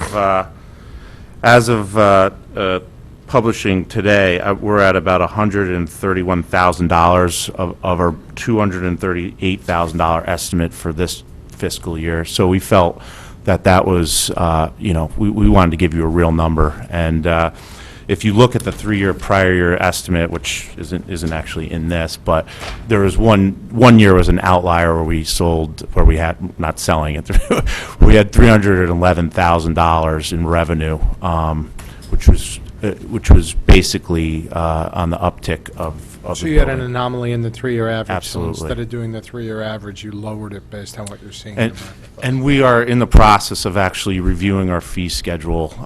We have a fee subcommittee set up, and we're looking at ways to, because we did do an analysis, and we do have the second highest fees in the state behind Greenwich. So this is tough, being that this is a tough budget year, we didn't really want to amend that too much, but we are looking at that, and we are aware of that situation. Are there questions on revenue related to conservation? Any questions on revenue? Mr. Bateson? Yeah, thanks for being here, Brian. Yep. From what you just said off the munis, 131 year-to-date towards the 238. The quick math in my head, do you think we're going to make the 238? Yeah, and not to get too far in the weeds, because we have, analysis paralysis, but if you look at we actually keep track of our monthly certificates, which is the bulk of our business. If you come and get a deck, a shed, an addition, stuff we can do over the counter. March, April, May, and June is when it spikes. So last year in June, we did 18, as opposed to December where you're doing 5, 6. So we triple the amount that we're doing. Okay, which so we can brings hit the in 238 for this year. It may come in a little bit under, but I don't think it's going to be drastically under. Again, we've also been talking with a lot of larger applications, but I think there's been some hesitancy to bring some of those forward. We just approved an application for Uncle Road, which was actually quite a large facility. The fees to that were a little bit smaller, the way our structure works, but there's probably 6 or 7 big projects still out in the works that we're really hoping come in the next month or so. So I do see that revenue coming in through our, commission fees as well. Anybody else? Seeing none, we're done with revenue. Let's go on to the operating budget, page 107 to 108. And this is coming down by about 11%. And the biggest reductions, dollar-wise, are where? Payroll. Talk to us about that, if you wouldn't. So, we actually had a field staff vacancy open up in October out of it was actually through a resignation, and we ended up not filling that going into the winter. I felt that, most of the work we do is really seasonal. When the winter comes around, we're doing a lot of, interior maintenance and painting and things like that. Trash collection is always obviously critical even throughout the winter months. And we do maintenance of our tide gate facilities throughout the winter. But as far as mowing, things that are really seasonal, that takes up the bulk of our work, I felt that we could, expend that position for the time being. Looking at, bringing in seasonal workers and being able to contract some of the pesky mowing, as I like to call it, frontages along a lot of the open space and areas that the Conservation Department has picked up through the years through either acquisitions or, kind of these orphan properties, I like to call them. I feel, I think we can pick up efficiencies, and we're not funding that position going forward this year. And as I recall, our budget conversation last year was the fact that you're not just doing the conservation, in a lot of these, you're doing the adjunct of maintaining a bunch of these properties and things. Is Yes, that- so I don't want to put words in your Yeah, mouth. no, you're putting the right words in my mouth. We have about 1,200 acres that we maintain. Most of the open space, well, all of the open space in the town is actually maintained through the Conservation Department, through our field staff. We have an open space program that maintains all that. Plus, we used to have 9 tide gates. Now we've just added 2 more, so we actually have 11 functioning tide gates, where even in this storm where we had coastal flooding over the weekend, I had staff in making sure that those tide gates were shut and functioning, and that those facilities are functioning during critical periods. But again, since we do have a lot of seasonality to the work we do, and knowing that the budget is what it is going for this year, I felt that we were able to move forward without funding that position, with the hopes of maybe getting it back in the future if, things turn eventually. Thank you, Brian. Are there any other questions, comments on this budget? Mr. Brown? Just on page 109, on your crewmen, Yep. so we go from basic 118, 105 to 50, but it still says 2. Is that a typo? No, it's a vacancy hold for 1 year. The position is not going away. Okay, so you just keep it at 2. The part-time clerk looks like that is a position that is going away then. I eliminated that position. Okay. Thank you. Seeing any other, Mr. Bateson? Yeah, sorry, what's a vacancy hold? Is that, Unions? We're holding a vacancy for a period of time. so you're not eliminating a position, you're reserving the right to fill it in fiscal year 19? That's correct. Okay. Any other questions, comments, concerns? Seeing none, anything from the public on the conservation budget? Seeing none? Thank you, sir. Thanks, Brian. See you. I'm still up. Yes, you are. Actually, you're going to do shellfish, I forgot. Okay. Can we get Mr. Walsh, please, out of the cone of silence? Thank you, Mr. Mayor. Someone else used to come for shellfish, actually. The chairman, Bob Billick, Yeah. John Short's the new chairman. He was held up tonight. Got it, okay. So I wasn't losing my mind. There was... No. Well, I wouldn't say that's confirmation of that, but Touche, touche. There's many people that would agree with you on that comment. All right, Shellfish Commission is budget 1250, and it's on page 112. It's $9,060. It's a 1.4% increase, the largest one being advertising. What's going on there? We've been doing this annual clam clinic, and it's actually it's grown over the years. It's actually it's become a model in the state, truthfully. We've actually gone out and have done presentations. The Shellfish Commission has actually gone out and done presentations to other communities, actually teaching them how to do these engagements with the community that ends up boosting our bottom line because people come there, teach them how to shellfish, they buy shellfish permits, which goes into our coffers, expands our programs. If So we triple this budget, can we make $14 million? that's a lot of shellfish. Just checking. No, we are working on some. We are working on some interesting ideas. So a little preliminary, but basically, we've been doing most of our outreach through what's called Peach Jar, and that's done through the schools. The average permit holder for the town is 68 years old. So we're trying to bring in the next class of shellfishermen.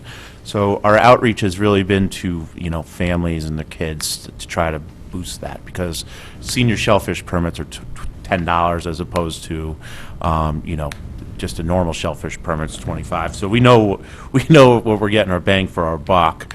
And we're trying to just basically bring more people in, families in, and the idea behind the advertising was just greater outreach and some of the stuff that we're doing. When are the clinics held? If I might, Yeah. just adding, When the clinics go are ahead. held? Yeah, so Thanks. I believe, don't hold me to this. I Like think May or it's- June, right? It's June 11th, and I'll give you, it's actually June 10th of this year. Is that a weekend or during the week? That's actually, no, it's a Saturday. So we time the tide, so it's like at 10 o'clock on a Saturday. And it's open up to all the residents. You don't need a permit that day. And basically, we do a clam relay a week beforehand. So, you go out there and you're digging clams. It's not a lot of effort, where everyone's getting one clam. So it's, people, we show them that, it's well worth your money to buy a permit that day, and brings a lot of money into our coffers. That's just a tremendous initiative on the part of the town. You talk about living in a coastal community, you talk about some of the old-timers here, talk about going down and wow, did I say old-timers? I remember going down to the beach and clamming You had it right. as a youngster, and You're I not just, going to bring down the average, Mike. yeah, I just think if we, thank you, Mr. Chair. But in looking at that, I just, I don't think there's, I think it's a great initiative in terms of sharing the culture in our town, literally passing our culture on to the next generation. And boy, if you're going to live in a coastal community, you want to take advantage of all these things. And this is one of those skills that you have to teach, but it's great to see the kids get involved. And I would encourage members of this board to go down and help our revenue situation by please signing up for a shellfish permit. You don't actually have to go shellfishing, but the revenue would be helpful anyway. It's not per clam, it's a little for the year, so you can catch as many as you want. But I think that Brian and the team have done a great job on this, and I'm looking forward to more and more participation each year by residents of our town. Thank you. Do we have any other question on this? Seeing none, Brian, thank you very much. Thank you. And good luck with that. Appreciate it. All right, we're going to go to Department 1290, which is miscellaneous contingency. This is 116, I believe, in our budget book, and it's 35,000, and this has pretty much stayed the same the last couple of years. Do we have any questions on this? Do we want to, Mr. Mayor, just briefly explain what we use this for again, just so that everybody is aware? It's primarily used for background checks by the police department and legal filings by the attorneys on all the various cases that we have. And then we throw other things like in there that like randomly, like I think 2 years ago we had a blight item that wasn't budgeted anywhere, so we put that in there. But it's mostly the legal stuff. Do we have any questions, comments on the miscellaneous contingency? Mrs. Marmion? So can you give us a sense of where we are this year in terms of spending the contingency? Good question. 12,000 year-to-date. 12,000 year-to-date. So do you think we'll, I mean, I know it's impossible to say, but is this where we were trending last year, for example? Will we meet the 35,000, or might we have Yeah, excess? it's if we don't have a blight or some other special event, then 20,000 to 25,000 is a good number. But it's that extra event that comes up every year that gets thrown in there that puts it up. But the average, if you just look at the legal background checks, legal filings, et cetera, it's approximately, 18 to 22,000 a year. Any other questions, Mr. Walsh? Has anything ever changed with the blight ordinance where we had talked about maybe if income came in from somebody, a settlement, that we'd put money into an account that we could draw off of for some of the, larger blight things, condemnations and things like that? We talked about it. I just don't know whether the RTM ever got around to Yeah, I think putting we it had, into writing. I think we had this discussion when billing came before us, and went I was back. not in the room. I had to recuse myself, so Okay. maybe. Do you want to recuse yourself now, so we don't have Yeah, I to? better go out. Keep it circular.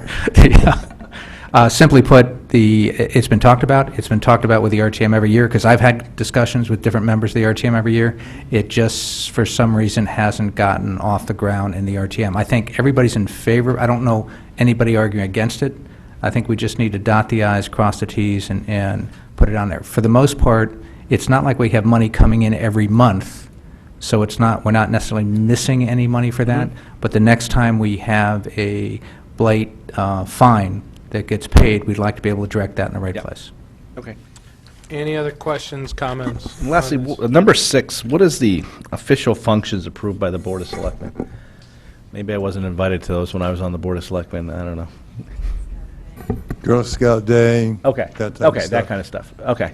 Okay, thanks. You definitely were not. Definitely not invited. And years. Damn. And years ago, they used to have a picnic on the grounds for town volunteers. That's right. Anybody else?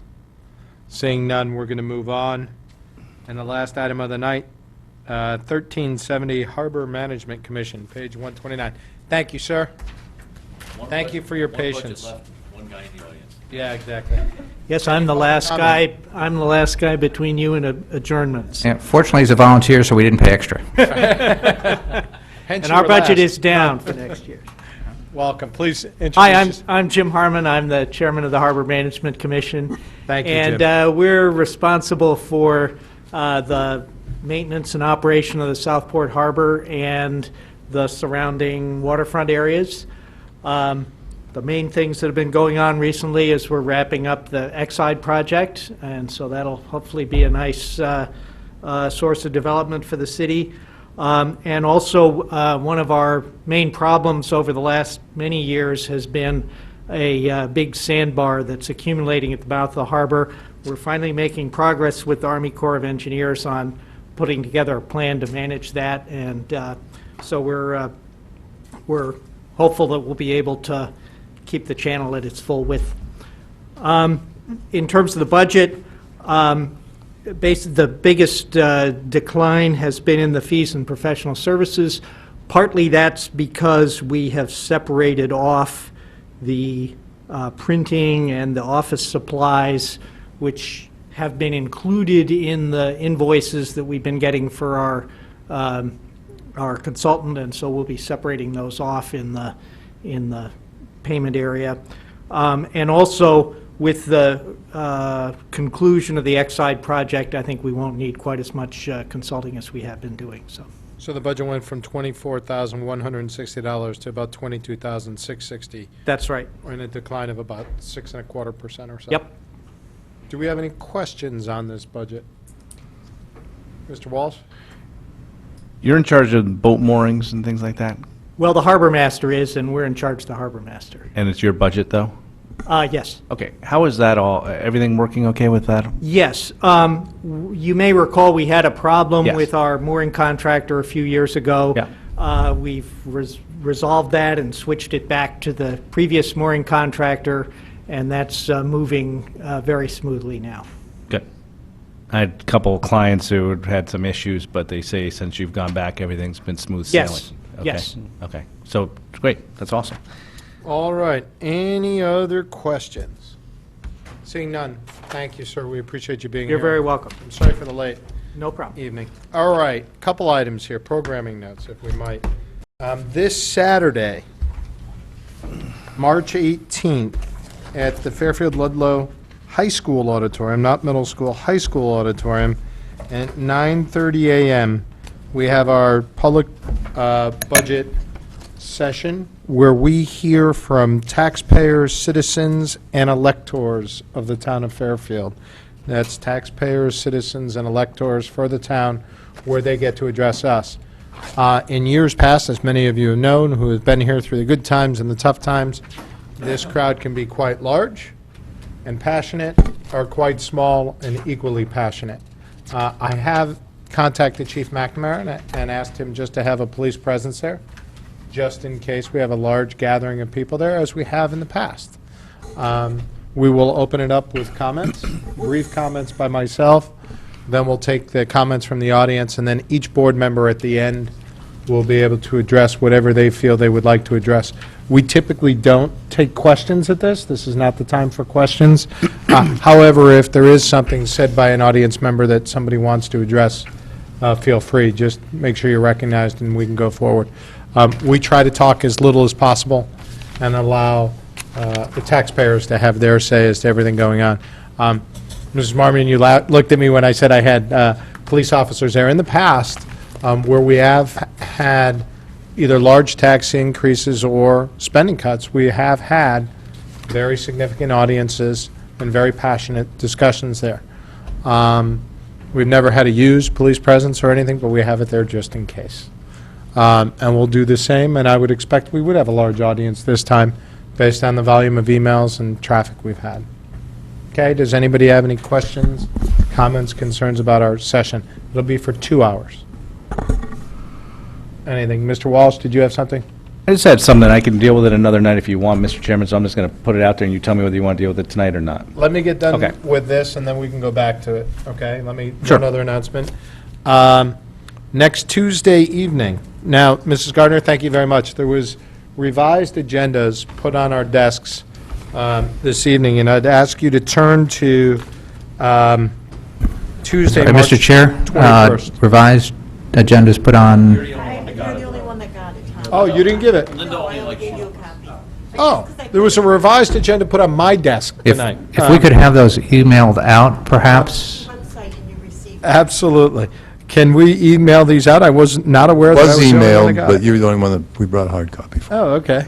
Well, Perks of the chair. there, and what we have is, we have our regular scheduled agenda for the 21st, but you'll recall we had a snow day earlier this week, and we had to do some shuffling. So the agenda that was for last Tuesday was merged with the agenda for next Thursday, and that was mostly all the public safety items, right?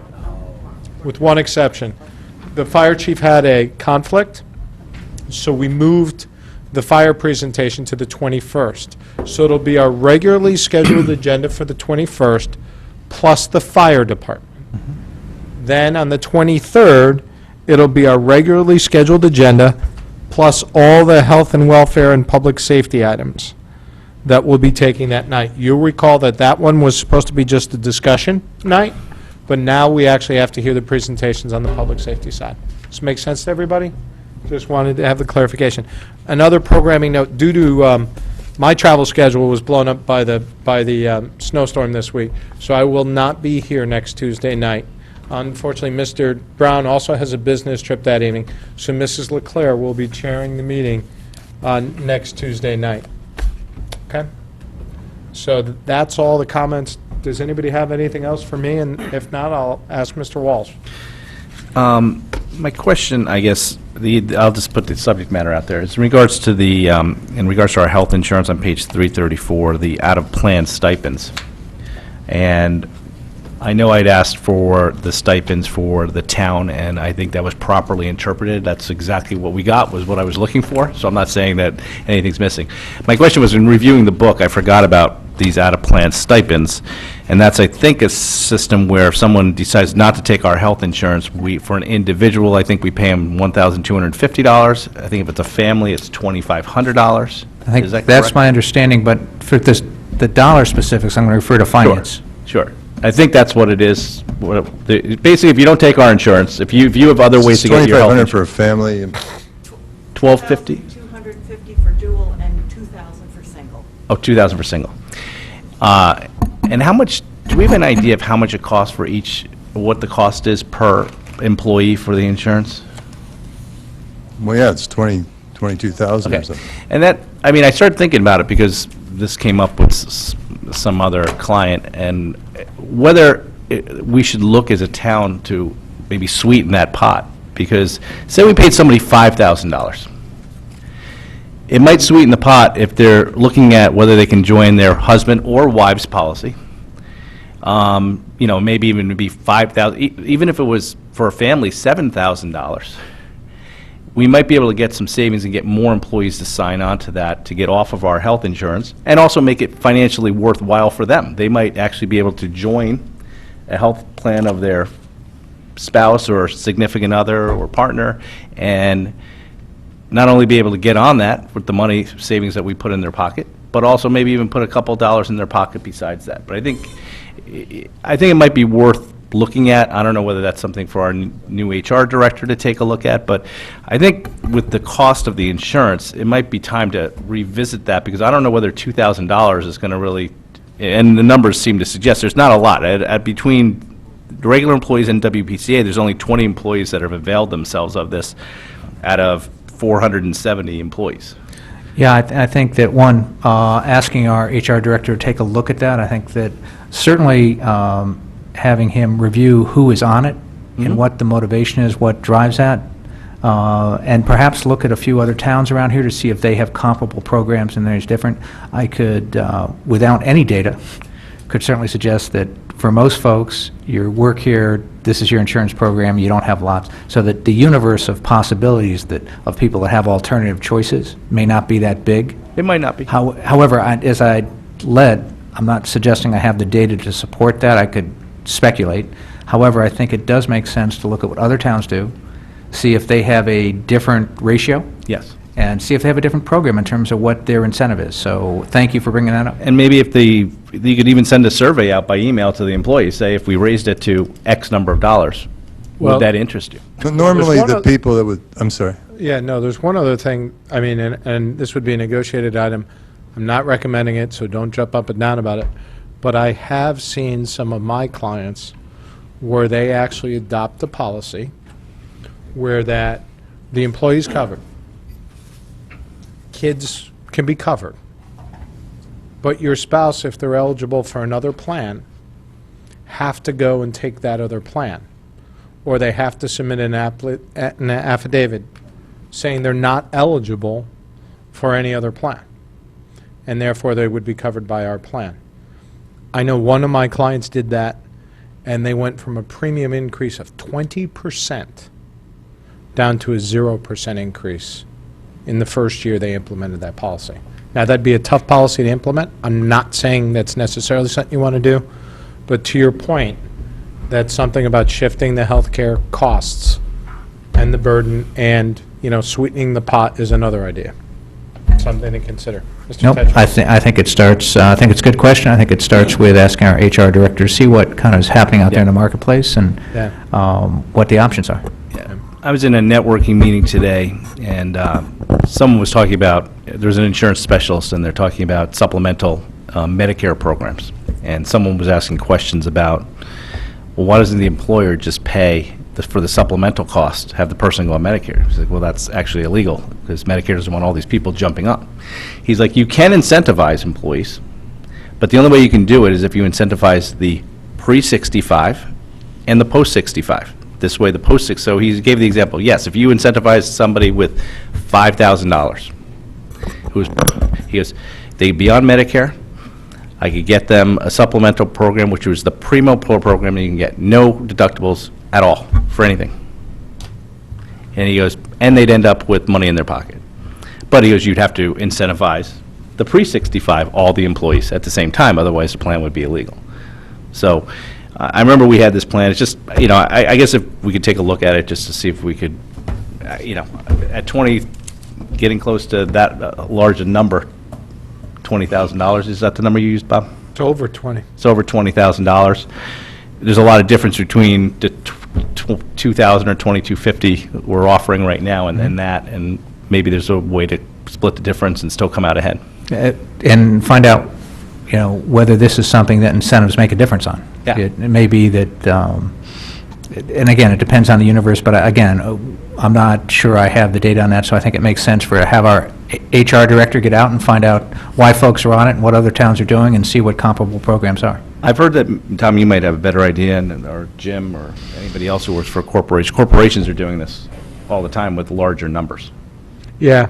If you want to get off, we'll pay you because it makes it worthwhile. There's no question, the reality is that, and the only caveat, and I know that Mrs. Marmion works in healthcare, I believe you do still, some of the public programs are so rich that to get people to come off them is very difficult. I mean, it's worth upping the incentive to try, but the rate of participation of coming off versus what you have to pay for some of your, when you're in a corporation, what you have to pay for your private insurance out of your own pocket, the differences are substantial.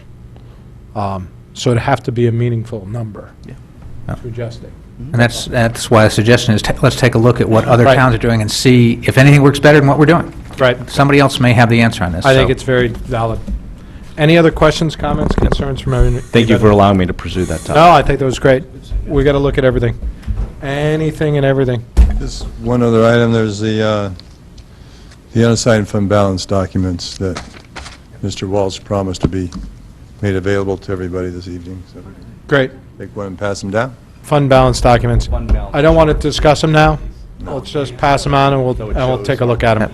If I could ask that those get emailed out also, so we have the ability of storing a digital copy of that. You actually have to open the email.